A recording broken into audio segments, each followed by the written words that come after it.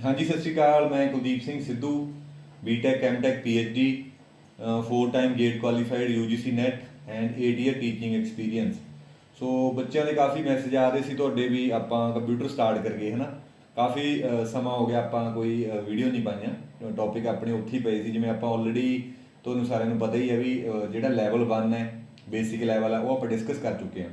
Mostly ਜਿਹੜੇ Peter plus ਵੀ ਦੇ ਜਿੰਨੇ ਵੀ ਪੇਪਰ ਨੇ ਸਾਰੇ, ਹੈ ਨਾ, ਉਹ ਲੈਵਲ 1 ਬੇਸਿਕ ਨੂੰ ਹੀ ਕਵਰ ਕਰਦੇ ਨੇ। ਯਾਨੀ ਕਿ 70 to 80% ਜਿਹੜਾ ਆਪਣਾ ਸਿਲੇਬਸ ਹੈ ਪੀਟਰ ਪਲੱਸ ਵੀ ਦੇ ਪੇਪਰਾਂ ਦਾ, 70 to 80% ਹੈਗਾ ਜਿਹੜਾ ਉਹ ਲੈਵਲ 1 ਦੇ ਵਿੱਚ ਹੀ ਕਵਰ ਹੁੰਦਾ ਆਪਣਾ, ਠੀਕ ਹੈ।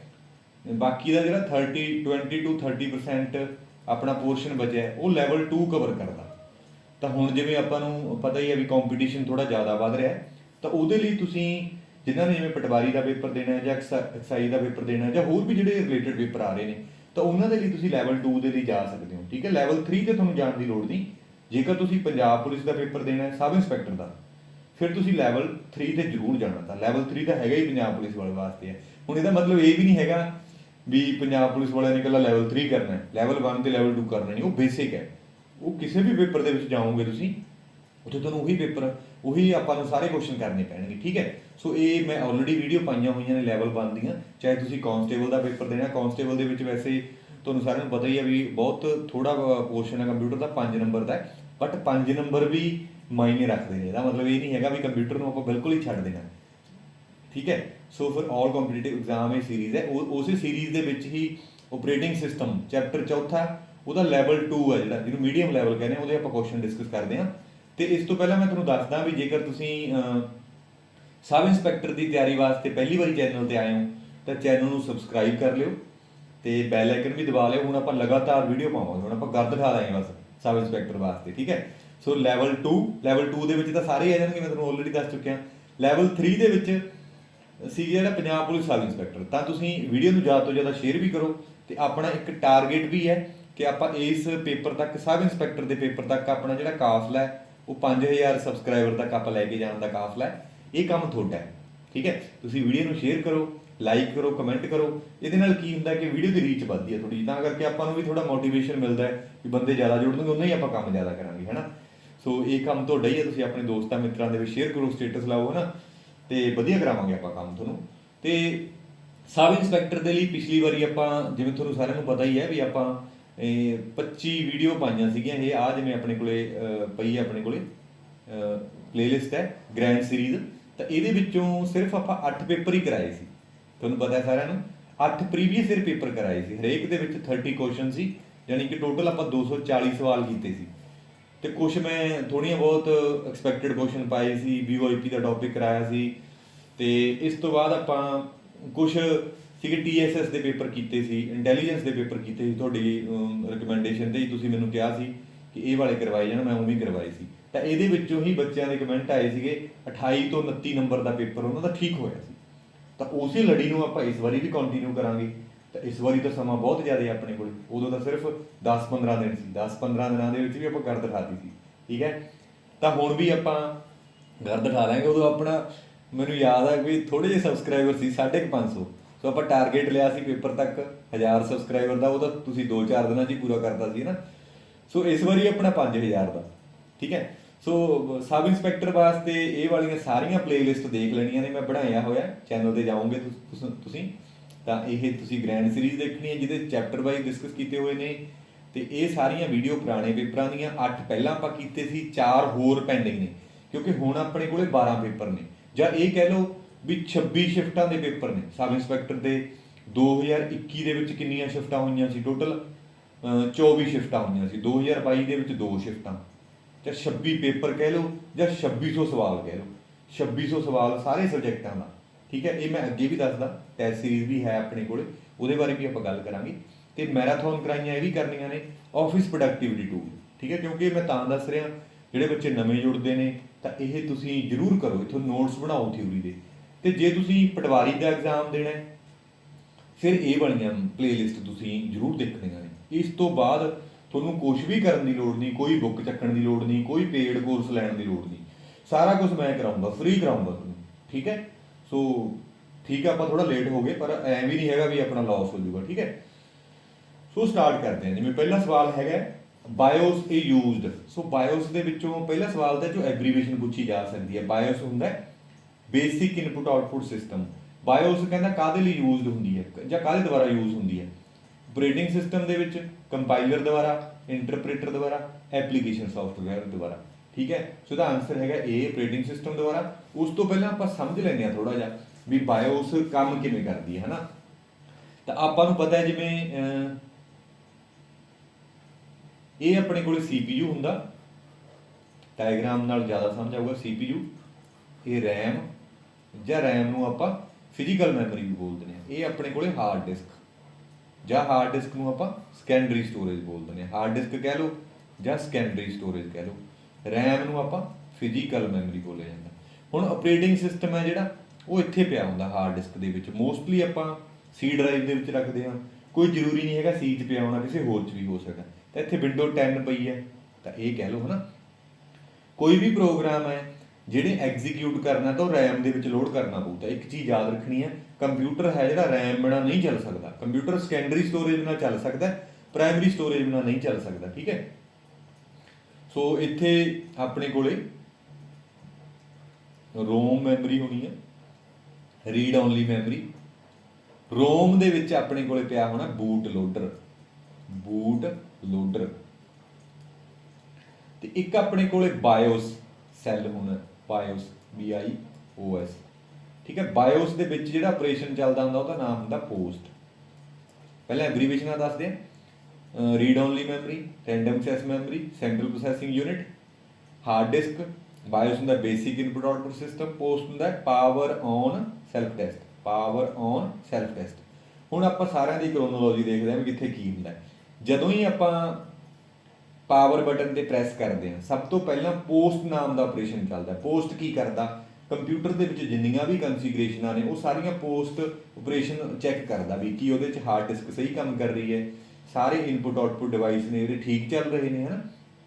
ਤਾਂ ਉਹ ਪੋਸਟ ਨਾਮ ਦੇ ਆਪਰੇਸ਼ਨ ਤੋਂ ਆਪਾਂ ਨੂੰ ਪਤਾ ਚੱਲਦਾ। ਤਾਂ ਉਹ ਕਿੱਥੇ ਸਟੋਰ ਹੁੰਦਾ? ਬਾਇਓਸ ਦੇ ਵਿੱਚ। ਤਾਂ ਬਾਇਓਸ ਇੱਕ ਬੈਟਰੀ ਹੁੰਦੀ ਹੈ ਜਿਹਦੇ ਵਿੱਚ ਪੋਸਟ ਨਾਮ ਦਾ ਪ੍ਰੋਗਰਾਮ ਪਿਆ ਹੁੰਦਾ ਜਿਹੜਾ ਚੱਲਦਾ। ਤਾਂ ਬਾਇਓਸ ਜਿਹੜਾ ਸਿਸਟਮ ਦਾ ਟਾਈਮ ਮੈਨੇਜਮੈਂਟ ਲਈ ਰੱਖਦੀ ਹੈ। ਆਪਾਂ 2 ਸਾਲ ਲੈਪਟਾਪ ਬੰਦ ਕਰ ਦਈਏ, 2 ਸਾਲਾਂ ਬਾਅਦ ਚਲਾਈਏ ਤਾਂ ਟਾਈਮ ਆਪਣਾ ਉਹੀ ਰਹਿੰਦਾ। ਸ਼ਰਤ ਇਹ ਹੈ ਕਿ ਬਾਇਓਸ ਖਰਾਬ ਨਾ ਹੋਵੇ, ਬੈਟਰੀ ਖਰਾਬ ਨਾ ਹੋਵੇ, ਹਨਾ। ਜਦੋਂ ਟਾਈਮ ਆਪਣਾ ਅੱਗੇ ਪਿੱਛੇ ਹੋਣ ਲੱਗ ਗਿਆ ਤਾਂ ਉਹ ਬੈਟਰੀ ਦੀ ਪ੍ਰੋਬਲਮ ਆ ਜਾਂਦੀ ਹੈ। ਤਾਂ ਬਾਇਓਸ ਇੱਕ ਮੈਮਰੀ ਹੈ ਜਿਹਨੂੰ ਆਪਰੇਟਿੰਗ ਸਿਸਟਮ ਯੂਜ਼ ਕਰਦਾ ਹੈ। ਕਾਹਦੇ ਲਈ ਯੂਜ਼ ਕਰਦਾ ਹੈ? ਇਨਪੁਟ ਆਊਟਪੁੱਟ ਚੈੱਕ ਕਰਨ ਦੇ ਲਈ। ਠੀਕ ਹੈ, ਇੱਕ ਵਾਰੀ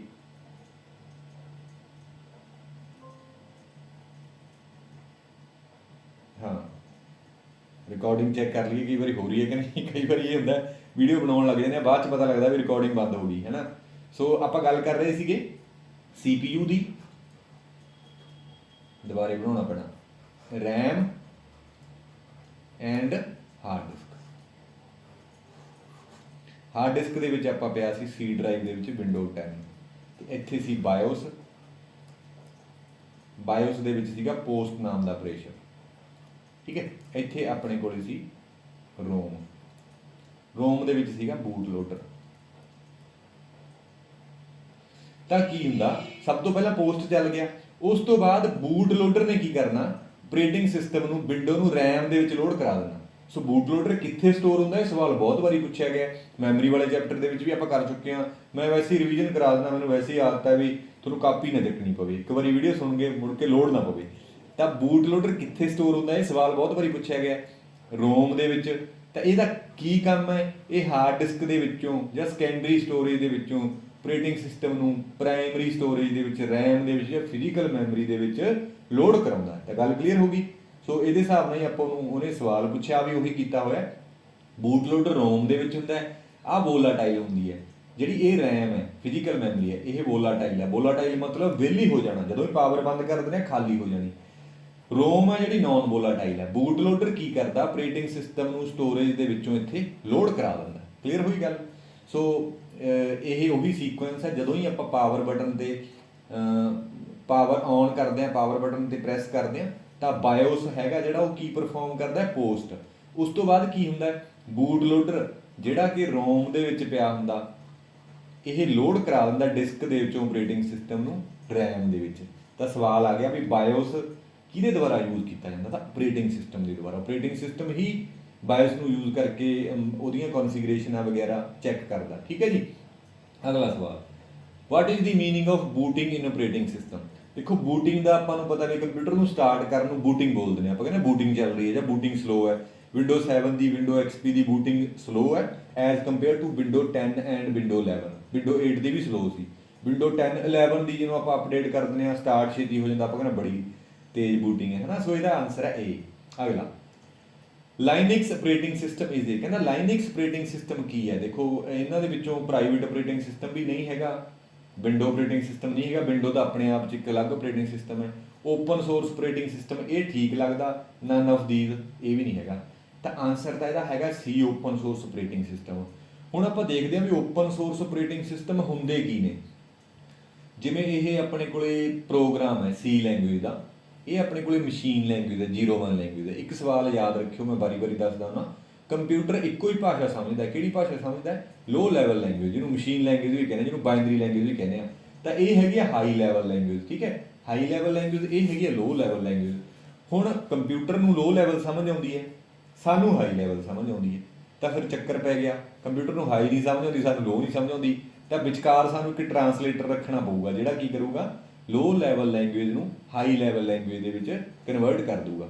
ਤੇ ਹਾਈ ਲੈਵਲ ਲੈਂਗੁਏਜ ਨੂੰ ਹੀ ਸੋਰਸ ਕੋਡ ਕਿਹਾ ਜਾਂਦਾ, ਤੇ ਲੋ ਲੈਵਲ ਲੈਂਗੁਏਜ ਨੂੰ ਆਬਜੈਕਟ ਕੋਡ ਵੀ ਕਿਹਾ ਜਾਂਦਾ, ਐਗਜ਼ੀਕਿਊਟੇਬਲ ਕੋਡ ਵੀ ਕਿਹਾ ਜਾਂਦਾ, ਮਸ਼ੀਨ ਕੋਡ ਵੀ ਕਿਹਾ ਜਾਂਦਾ। ਇਹ ਨਾ ਟਰਮੀਨੋਲੋਜੀ ਹੈ, ਥੋੜੀ ਤੁਸੀਂ ਨਾਲ ਲਿਖਦੇ ਰਹੋ ਤੇ ਇਹ ਆਪਾਂ ਨੂੰ ਜ਼ਰੂਰਤ ਪਊਗੀ ਅੱਗੇ। ਠੀਕ ਹੈ।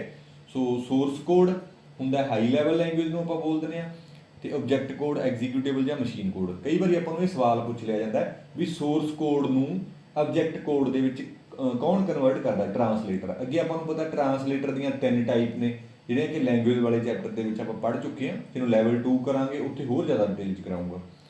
Compiler, interpreter and assembler. Compiler, interpreter and assembler, ਇਹ ਆਪਾਂ ਉੱਥੇ ਹੀ ਕਰਾਂਗੇ, ਜ਼ਿਆਦਾ ਡਿਟੇਲ ਨਹੀਂ, ਵੀਡੀਓ ਲੰਬੀ ਹੋ ਜੂਗੀ। ਠੀਕ ਹੈ। ਸੋ ਸੌਫਟਵੇਅਰ 2 ਤਰ੍ਹਾਂ ਦੇ ਹੁੰਦੇ ਨੇ, ਇਹ ਤਾਂ ਆਪਾਂ ਦੇਖ ਲਿਆ ਵੀ ਸੌਫਟਵੇਅਰ। ਹੁਣ ਕੋਈ ਵੀ ਕੰਪਨੀ ਹੈ ਜਿਹੜੀ ਉਹ ਲਿਖੂਗੀ ਸੌਫਟਵੇਅਰ ਨੂੰ ਹਾਈ ਲੈਵਲ ਲੈਂਗੁਏਜ ਦੇ ਵਿੱਚ, ਯਾਨੀ ਕਿ ਇਹ C ਲੈਂਗੁਏਜ ਦੇ ਵਿੱਚ ਲਿਖਿਆ ਹੈ। ਲੈਂਗੁਏਜ ਕੋਈ ਵੀ ਹੋ ਸਕਦੀ ਹੈ, C, ਜਾਵਾ, ਪਾਈਥਨ, ਵਿਜ਼ੂਅਲ ਬੇਸਿਕ, HTML, ਹੈ ਨਾ। ਉਹ ਲੈਂਗੁਏਜ ਦੇ ਵਿੱਚ ਕੋਡ ਜਾਂ ਸੌਫਟਵੇਅਰ ਲਿਖਿਆ ਜਾਊਗਾ, ਉਹ ਐਗਜ਼ੀਕਿਊਟ ਹੋਊਗਾ ਮਸ਼ੀਨ ਤੇ ਐਗਜ਼ੀਕਿਊਟੇਬਲ ਕੋਡ ਜਾਂ ਬਾਈਨਰੀ ਲੈਂਗੁਏਜ ਦੇ ਵਿੱਚ। ਤਾਂ ਹੁਣ ਇਹ ਕੰਪਨੀ ਦੀ ਆਪ ਦੀ ਜ਼ਿੰਮੇਵਾਰੀ ਮਰਜ਼ੀ ਹੈ ਕਿ ਉਹ ਸਾਨੂੰ ਆਹ ਵਾਲਾ ਕੋਡ ਦੇਵੇ ਜਾਂ ਨਾ ਦੇਵੇ, ਕਿਉਂਕਿ ਆਹ ਕੋਡ ਦੇ ਕੇ ਵੀ ਸੌਫਟਵੇਅਰ ਤਾਂ ਚੱਲ ਸਕਦਾ, ਕੋਈ ਜ਼ਰੂਰੀ ਤਾਂ ਨਹੀਂ ਆਹ ਕੋਡ ਦੇਵੇ ਹੀ ਨਾ ਦੇਵੇ। ਤਾਂ ਹੁਣ ਆਪਾਂ ਅੱਗੇ ਦੇਖਦੇ ਹਾਂ ਸੌਫਟਵੇਅਰ 2 ਤਰ੍ਹਾਂ ਦੇ ਹੁੰਦੇ ਨੇ, ਓਪਨ ਸੋਰਸ ਤੇ ਕਲੋਜ਼ ਸੋਰਸ। ਜਿਹੜੇ ਸੌਫਟਵੇਅਰ ਦਾ ਨਾਲ ਆਪਾਂ ਨੂੰ ਆਹ ਵਾਲਾ ਕੋਡ ਵੀ ਮਿਲ ਜਾਂਦਾ, ਇਹਨਾਂ ਨੂੰ ਅਸੀਂ ਬੋਲਦੇ ਹਾਂ ਓਪਨ ਸੋਰਸ, ਕਿਉਂਕਿ ਸੋਰਸ ਕੋਡ ਓਪਨਲੀ ਅਵੇਲੇਬਲ ਹੈ। ਤੇ ਜਿਹੜੇ ਸੌਫਟਵੇਅਰ ਦਾ ਸੋਰਸ ਕੋਡ ਨਹੀਂ ਹੁੰਦਾ, ਕੱਲਾ ਐਗਜ਼ੀਕਿਊਟੇਬਲ ਕੋਡ ਹੀ ਮਿਲਦਾ, ਉਹਨਾਂ ਨੂੰ ਅਸੀਂ ਬੋਲਦੇ ਹਾਂ ਕਲੋਜ਼ ਸੋਰਸ। ਕਲੀਅਰ? ਜਿਵੇਂ ਆਪਾਂ ਰੈਸਟੋਰੈਂਟ ਤੇ ਖਾਣਾ ਲੈਣ ਜਾਈਏ, ਉਹ ਖਾਣੇ ਦੀ ਜੇਕਰ ਆਪਾਂ ਨੂੰ ਰੈਸਪੀ ਵੀ ਦੇ ਦੇਣ, ਉਹ ਨਾਲ ਖਾਣਾ ਵੀ ਦੇ ਦੇਣ, ਤਾਂ ਆਪਾਂ ਬੋਲ ਦਾਂਗੇ ਓਪਨ ਸੋਰਸ। ਜੇ ਰੈਸਪੀ ਨਾ ਦੇਣ, ਕੱਲਾ ਖਾਣਾ ਦੇ ਦੇਣ, ਫਿਰ ਉਹਨੂੰ ਬੋਲ ਦਾਂਗੇ ਕਲੋਜ਼ ਸੋਰਸ। ਤਾਂ ਇਹ ਕੰਪਨੀ ਦੀ ਮਰਜ਼ੀ ਹੈ ਵੀ ਉਹ ਸੋਰਸ ਕੋਡ ਦੇਵੇ ਜਾਂ ਨਾ ਦੇਵੇ। ਜਿਵੇਂ ਮਾਈਕਰੋਸੌਫਟ ਆਪਦੇ ਕਿਸੇ ਵੀ ਪ੍ਰੋਡਕਟ ਦਾ ਸੋਰਸ ਕੋਡ ਨਹੀਂ ਦਿੰਦੇ, ਕਿਉਂ? ਕਿਉਂਕਿ ਉਹਨਾਂ ਨੇ ਕਮਾਈ ਤਾਂ ਇਸੇ ਤੋਂ ਕਰਨੀ ਹੈ ਨਾ। ਫਿਰ ਉਹ ਸੋਰਸ ਕੋਡ ਨੂੰ ਦੇਖ ਕੇ ਕੋਈ ਵੀ ਸੌਫਟਵੇਅਰ ਬਣਾ ਸਕਦਾ ਹੈ ਨਾ। ਫਿਰ ਆਪਣੇ ਦਿਮਾਗ 'ਚ ਇਹ ਆਊਗਾ ਵੀ ਜਿਹੜੇ ਸੌਫਟਵੇਅਰ ਓਪਨ ਸੋਰਸ ਹੁੰਦੇ ਨੇ ਉਹ ਕਿਉਂ ਹੁੰਦੇ ਨੇ, ਉਹਨਾਂ ਦੇ ਵੀ ਬੜੇ ਵੱਡੇ ਰੀਜ਼ਨ ਹੁੰਦੇ ਨੇ। ਕਈ ਵਾਰੀ ਕੰਪਨੀਆਂ ਦਾ ਗੋਲ ਇਹ ਨਹੀਂ ਹੁੰਦਾ ਵੀ ਉਹ ਸੌਫਟਵੇਅਰ ਤੋਂ ਪੈਸਾ ਕਮਾਉਣ, ਉਹਨਾਂ ਦਾ ਹੁੰਦਾ ਵੀ ਸਾਡੀ ਰੀਚ ਜ਼ਿਆਦਾ ਤੋਂ ਜ਼ਿਆਦਾ ਹੋਵੇ। ਜਿਵੇਂ ਐਂਡਰੋਇਡ ਇੱਕ ਓਪਨ ਸੋਰਸ ਹੈ, iOS ਹੈ ਜਿਹੜਾ ਐਪਲ ਦਾ ਓਪਨ ਸੋਰਸ ਨਹੀਂ ਹੈ ਨਾ। ਤਾਂ ਐਂਡਰੋਇਡ ਦੇ ਨਾਲ ਗੂਗਲ ਨੇ ਬਹੁਤ ਸਾਰਾ ਪੈਸਾ ਕਮਾਇਆ, ਬਹੁਤ। ਇੱਕ ਤਾਂ ਉਹਦੇ ਅਪਡੇਟ ਜ਼ਿਆਦਾ ਆਉਂਦੇ ਨੇ, ਇੱਕ ਗੂਗਲ ਦੀ ਰੀਚ ਜ਼ਿਆਦਾ। ਗੂਗਲ ਨੇ ਆਪਦਾ ਫੋਨ ਲਾਂਚ ਕੀਤਾ ਮੋਟੋ ਜੀ, ਤਾਂ ਮੋਟੋ ਜੀ ਤੇ ਉਹ ਅਪਡੇਟ ਸਭ ਤੋਂ ਜ਼ਿਆਦਾ ਦਿੰਦਾ ਹੈ ਨਾ। ਸੋ ਇਹ ਓਪਨ ਸੋਰਸ ਦੇ ਆਪਣੇ ਬੈਨੀਫਿਟ ਨੇ। ਕਲੀਅਰ ਹੋਈ ਗੱਲ? ਤਾਂ ਓਪਨ ਸੋਰਸ, ਇਹ ਮੈਂ ਜੋ ਤੁਹਾਨੂੰ ਦੱਸਿਆ ਉਹੀ ਥਿਊਰੀ ਹੈ, ਪੜ੍ਹ ਲਓ ਤੁਸੀਂ, ਜੇ ਸਕਰੀਨਸ਼ਾਟ ਲੈਣਾ ਲੈ ਸਕਦੇ ਹੋ। ਵੈਸੇ ਕੋਈ ਪੜ੍ਹਨ ਵਾਲੀ ਗੱਲ ਰਹੀ ਨਹੀਂ, ਮੈਂ ਸਾਰਾ ਦੱਸਤਾ। ਹੁਣ ਓਪਨ ਸੋਰਸ ਸੌਫਟਵੇਅਰ ਦੀ ਐਗਜ਼ਾਮਪਲ ਇਹ ਆਪਾਂ ਸਾਰੀਆਂ ਪੜ੍ਹਦੀਆਂ ਨੇ, ਇਹਨਾਂ 'ਚੋਂ ਪੁੱਛ ਸਕਦਾ। Apache HTTP web server, Thunderbird email client, GNU compiler collection, Moodle ਆਪਾਂ ਯੂਜ਼ ਕਰ ਰਹੇ ਹਾਂ ਆਪਣਾ ਜਿਹੜਾ ਜਿੱਥੇ ਤੁਹਾਨੂੰ ਟੈਸਟ ਸੀਰੀਜ਼ ਦੇਵਾਂਗੇ ਆਪਾਂ ਦੇ ਰਹੇ ਹਾਂ, ਉਹ ਮੂਡਲ ਤੇ ਹੈ। Open office, Libre office, PHP, Perl, GIMP, star office ਤੇ ਓਪਨ ਐਂਟੀਵਾਇਰਸ, ਇਹ ਸਾਰੇ ਕੀ ਨੇ? ਸੌਫਟਵੇਅਰ ਦੀਆਂ ਐਗਜ਼ਾਮਪਲ ਨੇ। ਫਿਰ ਇਸ ਤੋਂ ਬਿਨਾਂ ਕੁਝ ਆਪਰੇਟਿੰਗ ਸਿਸਟਮ ਨੇ ਜਿਹੜੇ ਓਪਨ ਸੋਰਸ ਹੋ ਸਕਦੇ ਨੇ, ਜਿਵੇਂ Linux, open Solaris, Ubuntu, K12, Tizen, Debian, Fedora, FreeDOS, Android, mobile operating system ਹੈ ਇਹ ਸੇਲਫਿਸ਼, ਠੀਕ ਹੈ। ਇਹ ਸਾਰੇ ਕੀ ਨੇ, ਓਪਨ ਸੋਰਸ ਆਪਰੇਟਿੰਗ ਸਿਸਟਮ ਨੇ। ਤੁਸੀਂ ਕਹੋਗੇ ਡੋਸ ਤਾਂ ਮਾਈਕਰੋਸਾਫਟ ਦਾ, MS DOS Microsoft disk operating system, ਇਹ ਓਪਨ ਸੋਰਸ ਕਿਵੇਂ ਹੋ ਗਿਆ? ਪਹਿਲੀਆਂ ਦੇ ਵਿੱਚ ਸ਼ੁਰੂ ਦੇ ਵਿੱਚ ਇਹ ਓਪਨ ਸੋਰਸ ਨਹੀਂ ਸੀ, ਕਿਉਂਕਿ ਡੋਸ 1981 ਦੇ ਵਿੱਚ ਆਇਆ ਤੇ ਵਿੰਡੋ ਹੈ ਜਿਹੜੀ ਉਹ 1985 ਚ ਆਈ ਹੈ। ਵੀ ਆਪਾਂ ਗੱਲ ਯਾਦ ਰੱਖਣੀ ਹੈ, ਤੁਹਾਨੂੰ ਆਲਰੇਡੀ ਸਾਰਿਆਂ ਨੂੰ ਪਤਾ ਹੋਣਾ। ਤਾਂ ਡੋਸ ਕੁਛ ਸਮੇਂ ਬਾਅਦ ਉਹਨਾਂ ਨੇ 2001 ਪਤਾ ਨਹੀਂ 2010 ਚ, ਮੈਨੂੰ ਐਗਜ਼ੈਕਟ ਈਅਰ ਨਹੀਂ ਯਾਦ, ਉਦੋਂ ਉਹਨਾਂ ਨੇ ਉਹਦਾ ਸੋਰਸ ਕੋਡ ਓਪਨ ਕਰਤਾ ਸੀ, ਉਹਨੂੰ ਓਪਨ ਸੋਰਸ ਕਰਤਾ, ਤਾਂ ਹੀ ਫ੍ਰੀ ਡੋਸ ਲਿਖਿਆ ਹੋਇਆ। ਕੁਝ ਬਰਾਊਜ਼ਰ ਨੇ ਜਿਹੜੇ ਓਪਨ ਸੋਰਸ ਨੇ, ਜਿਵੇਂ Google Chrome, Mozilla Firefox, Opera, Chromium, Midori, Dolphin, Swift Fox, ਕੋਪਜ਼ਿਲਾ, ਵੈਬ। ਇਹ ਸਾਰੇ ਪੜ੍ਹਨੇ ਬਹੁਤ ਜ਼ਰੂਰੀ ਨੇ ਕਿਉਂਕਿ ਇਹਨਾਂ ਚੋਂ ਸਵਾਲ ਪੁੱਛੇ ਜਾਂਦੇ ਨੇ, ਸਕਰੀਨਸ਼ਾਟ ਲੈਣਾ ਲੈ ਸਕਦੇ ਹੋ, ਠੀਕ ਹੈ। ਹੁਣ ਆ ਗਿਆ ਕਲੋਜ਼ਡ ਸੋਰਸ। ਕਲੋਜ਼ਡ ਸੋਰਸ ਨੂੰ ਪ੍ਰੋਪਰਾਈਟਰੀ ਸੌਫਟਵੇਅਰ ਵੀ ਕਿਹਾ ਜਾਂਦਾ ਹੈ। ਸੋ ਇਹਨਾਂ ਦੇ ਆਪਣੇ ਫੀਚਰਸ ਨੇ, ਤੁਸੀਂ ਪੜ੍ਹ ਲਿਓ, ਹਨਾ। ਡਿਸਐਡਵਾਂਟੇਜ ਵੀ ਕੀ ਨੇ, ਕਿਹੜੇ ਕਿਹੜੇ ਸੌਫਟਵੇਅਰ ਕਲੋਜ਼ ਸੋਰਸ ਨੇ, ਜਿਵੇਂ ਮਾਈਕਰੋਸਾਫਟ ਵਿੰਡੋ, ਮਾਈਕਰੋਸਾਫਟ ਦੀਆਂ ਸਾਰੀਆਂ ਵਿੰਡੋਜ਼ ਜਿਹੜੀਆਂ ਵੀ ਆਉਂਦੀਆਂ ਨੇ, ਚਾਹੇ XP ਹੈ, ਚਾਹੇ 7 ਹੈ, ਚਾਹੇ 10 ਹੈ, ਚਾਹੇ 8 ਹੈ, ਚਾਹੇ 11 ਹੈ, ਠੀਕ ਹੈ। Adobe flash player, PS3 OS, iTunes, Adobe Photoshop, Google ਅਰਥ, Skype, WinRAR, Oracle version of Java, some version of Unix, Mac OS, ਠੀਕ ਹੈ। ਸੋ ਇਹ ਸਾਰੇ ਕੀ ਨੇ, ਪ੍ਰੋਪਰਾਈਟਰੀ ਸੌਫਟਵੇਅਰ ਨੇ। ਤਾਂ ਹੁਣ ਉਹਦਾ ਆਨਸਰ ਆਪਾਂ ਨੂੰ ਮਿਲ ਗਿਆ ਵੀ ਲਾਈਨਕਸ ਦਾ ਆਨਸਰ ਤਾਂ ਆਪਾਂ ਪਹਿਲੇ ਲਾ ਲਿਆ ਸੀ, ਓਪਨ ਸੋਰਸ ਆਪਰੇਟਿੰਗ ਸਿਸਟਮ। ਕਿਹੜੇ ਕਿਹੜੇ ਨੂੰ ਆਪਾਂ ਦੇਖ ਲਏ ਚੰਗੀ ਤਰ੍ਹਾਂ, ਤਾਂ C ਆਨਸਰ ਆ ਦੇਖੋ। ਸੋ ਕੁਐਸਚਨ ਆ ਗਿਆ ਨਾ sub inspector the, 24 August 2021 the, paper 2S3 shift 3। Which of the following operating system is not open source. ਇੱਥੇ ਮੈਂ ਤੁਹਾਨੂੰ ਵਾਰੀ ਦੱਸਦਾ ਵੀ ਗੋਲਾ ਲਾਉਣਾ ਆਪਾਂ, ਤਾਂ ਕਰਕੇ ਆਪਾਂ ਉਲਝ ਨਾ ਜਾਈਏ ਵੀ ਨੋਟ ਦੇ ਵਿੱਚ ਕਈ ਵਾਰੀ ਸਾਨੂੰ ਇਹ ਲੱਗਦਾ ਵੀ ਨੋਟ ਨਹੀਂ ਪੁੱਛਿਆ ਵੀ ਕਿਹੜਾ ਓਪਨ ਸੋਰਸ ਹੈ। ਤਾਂ ਆਪਾਂ ਦੇਖਦੇ ਹਾਂ iOS open source, note open source ਨਹੀਂ ਹੈ। ਐਂਡਰੋਇਡ ਓਪਨ ਸੋਰਸ ਹੈਗਾ, ਟਾਈਜ਼ਨ ਆਪਾਂ ਹੁਣੀ ਪੜ੍ਹਿਆ ਸੀ ਓਪਨ ਸੋਰਸ ਹੈਗਾ, ਸੇਲਫਿਸ਼ ਵੀ ਪੜ੍ਹਿਆ ਸੀ। iOS ਹੈਗਾ ਐਪਲ ਦਾ, iOS ਜਿਹੜਾ ਓਪਨ ਸੋਰਸ ਨਹੀਂ ਹੈ, ਤਾਂ B ਆਨਸਰ ਹੈ, ਠੀਕ ਹੈ। ਅਗਲਾ ਸਵਾਲ ਕਹਿੰਦਾ which of the following pair is correct regarding function of an operating system. ਕਹਿੰਦਾ ਆਪਰੇਟਿੰਗ ਸਿਸਟਮ ਦੇ ਰਿਗਾਰਡਿੰਗ ਹੇਠ ਲਿਖਿਆਂ ਦੇ ਵਿੱਚੋਂ ਕਿਹੜਾ ਪੇਅਰ ਹੈ ਕਰੈਕਟ ਹੈ। ਦੇਖੋ ਇੱਥੇ ਵੀ ਗੋਲਾ ਲਾਵਾਂਗੇ, ਹੋ ਸਕਦਾ ਇੱਥੇ ਇਨਕਰੈਕਟ ਪੁੱਛ ਲਿਆ ਆਪਣੇ ਤੋਂ, ਬਟ ਇੱਥੇ ਕਰੈਕਟ ਪੁੱਛਿਆ। ਹੁਣ ਤਾਂ ਮੈਨੂੰ ਲੱਗਦਾ ਸ਼ਾਇਦ ਪੇਪਰ ਜੇ ਆਨਲਾਈਨ ਹੋਵੇ ਤਾਂ ਤੁਸੀਂ ਵੈਸੇ ਧਿਆਨ ਰੱਖਣਾ, ਜੇ ਆਫਲਾਈਨ ਤਾਂ ਆਪਾਂ ਗੋਲਾ ਲਾ ਸਕਦੇ ਹਾਂ, ਠੀਕ ਹੈ। ਤੇ ਇਹਦੇ ਵਿੱਚੋਂ ਬਹੁਤ ਸਾਰੇ ਕੁਐਸਚਨ ਪੁੱਛਦਾ ਉਹ ਫੰਕਸ਼ਨਸ ਤੇ, ਫੰਕਸ਼ਨ ਆਫ ਆਪਰੇਟਿੰਗ ਸਿਸਟਮ। ਮੈਨੂੰ ਲੱਗਦਾ ਪਹਿਲਾਂ ਆਪਾਂ ਇਹੀ ਪੜ੍ਹ ਲੈਣਾ ਡਿਟੇਲ ਦੇ ਵਿੱਚ, ਇੱਕ ਵਾਰੀ ਆਹ ਪੜ੍ਹਨਾ ਪੜ੍ਹ ਲਓ। ਮੈਮਰੀ ਮੈਨੇਜਮੈਂਟ, ਇਹ ਫੰਕਸ਼ਨ ਦਾ ਮਤਲਬ ਕੀ ਹੈ, memory allocation and D allocation. File management ਦੇ ਵਿੱਚ ਕਹਿੰਦਾ ਫਾਈਲ ਰਿਟਰੀਵਲ ਐਂਡ ਸ਼ੇਅਰਿੰਗ। ਤਾਂ ਪਹਿਲਾਂ ਇਹਦੀ ਥਿਊਰੀ ਪੜ੍ਹਦੇ ਹਾਂ ਆਪਾਂ। ਤਾਂ ਇਸ ਤੋਂ ਉਹਦੇ ਜਾਣ ਤੋਂ ਪਹਿਲਾਂ ਮੈਂ ਤੁਹਾਨੂੰ ਦੱਸਦਾ ਪ੍ਰੀਵੀਅਸ ਈਅਰ ਕੁਐਸਚਨਸ ਬਾਰੇ, ਕਿਉਂਕਿ ਤੁਸੀਂ ਤਿਆਰੀ ਕਰ ਰਹੇ ਹੋ ਬਹੁਤ ਸਮੇਂ ਤੋਂ, ਚਾਹੇ ਤੁਸੀਂ ਪਟਵਾਰੀ ਦੀ ਤਿਆਰੀ ਕਰ ਰਹੇ ਹੋ, ਚਾਹੇ ਸਬ ਇੰਸਪੈਕਟਰ ਦੀ, ਚਾਹੇ ਕਾਂਸਟੇਬਲ ਦੀ, ਠੀਕ ਹੈ। ਸੋ ਉਹਦੇ ਲਈ ਆਪਣੇ ਕੋਲੇ ਟੈਸਟ ਸੀਰੀਜ਼ ਅਵੇਲੇਬਲ ਹੈ, ਕਿਉਂਕਿ ਪ੍ਰੀਵੀਅਸ ਈਅਰ ਕਿਸੇ ਵੀ ਪੇਪਰ ਨੂੰ ਕਲੀਅਰ ਕਰਨ ਦੇ ਲਈ ਸਭ ਤੋਂ ਵਧੀਆ ਹਥਿਆਰ ਹੁੰਦੇ ਨੇ। ਪ੍ਰੀਵੀਅਸ ਈਅਰ ਤੋਂ ਜ਼ਿਆਦਾ ਵਧੀਆ ਕੁਝ ਵੀ ਨਹੀਂ ਹੋ ਸਕਦਾ। ਨੋ ਡਾਊਟ ਥਿਊਰੀ ਪੜ੍ਹਨੀ ਤਾਂ ਜ਼ਰੂਰੀ ਹੁੰਦੀ ਹੈ, ਪਰ ਪ੍ਰੀਵੀਅਸ ਈਅਰ ਕੁਐਸਚਨ ਬਿਨਾਂ ਗੱਲ ਨਹੀਂ ਬਣਦੀ। ਜਿਵੇਂ ਆਪਾਂ ਤੁਸੀਂ ਦੇਖੀਏ ਸਬ ਇੰਸਪੈਕਟਰ ਦੇ ਵਿੱਚ ਸਿਰਫ 8 ਪੇਪਰ ਹੀ ਕੀਤੇ ਜੀ, ਦੇਖੋ ਤੁਹਾਡੇ 28 ਤੋਂ 29 ਨੰਬਰ ਆਏ ਨੇ। ਤਾਂ ਹੁਣ ਤਾਂ ਆਪਣੇ ਕੋਲੇ 26 ਪੇਪਰ ਨੇ, ਯਾਨੀ ਕਿ 2600 ਸਵਾਲ ਆ, ਠੀਕ ਹੈ।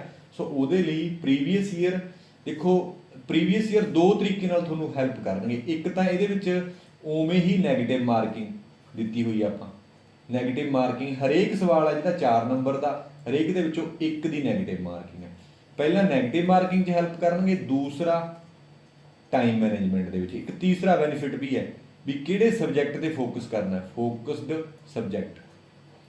ਤਾਂ ਤੁਹਾਨੂੰ ਇਹ ਪਤਾ ਲੱਗ ਜੂ, ਜਿਵੇਂ ਤੁਸੀਂ ਰੀਜ਼ਨਿੰਗ ਪੜ੍ਹ ਰਹੇ ਹੋ, ਰੀਜ਼ਨਿੰਗ ਦੇ 50 ਸਵਾਲ ਹੈ, ਟੌਪਿਕ ਤਾਂ ਹੁਣ 15 ਤੋਂ 20 ਟੌਪਿਕ ਨੇ, ਕਿਹੜੇ ਟੌਪਿਕ ਦੇ ਵਿੱਚੋਂ ਕਿੰਨੇ ਸਵਾਲ ਆ ਰਹੇ ਨੇ, ਇਹ ਜ਼ਰੂਰੀ ਹੈ ਨਾ ਆਪਾਂ ਨੂੰ। ਜੇ ਪਤਾ ਲੱਗ ਜੇ ਫਿਰ ਹੀ ਆਪਣੀ ਸਟ੍ਰੈਟਜੀ ਜ਼ਿਆਦਾ ਵਧੀਆ ਹੋਊਗੀ। ਤਾਂ ਪਿਛਲਾ ਹੁਣ ਜਿੰਨਾ ਵੀ ਸਮਾਂ ਆਪਣੇ ਕੋਲੇ ਬਚਿਆ, ਤਾਂ ਤੁਸੀਂ ਜਿੰਨੀ ਤਿਆਰੀ ਹੋਊਗੀ ਸਫੀਸ਼ੀਐਂਟ ਹੈ। ਹੁਣ ਪ੍ਰੀਵੀਅਸ ਈਅਰ ਕੁਐਸਚਨ ਤੇ ਜ਼ਿਆਦਾ ਧਿਆਨ ਦਿਓ।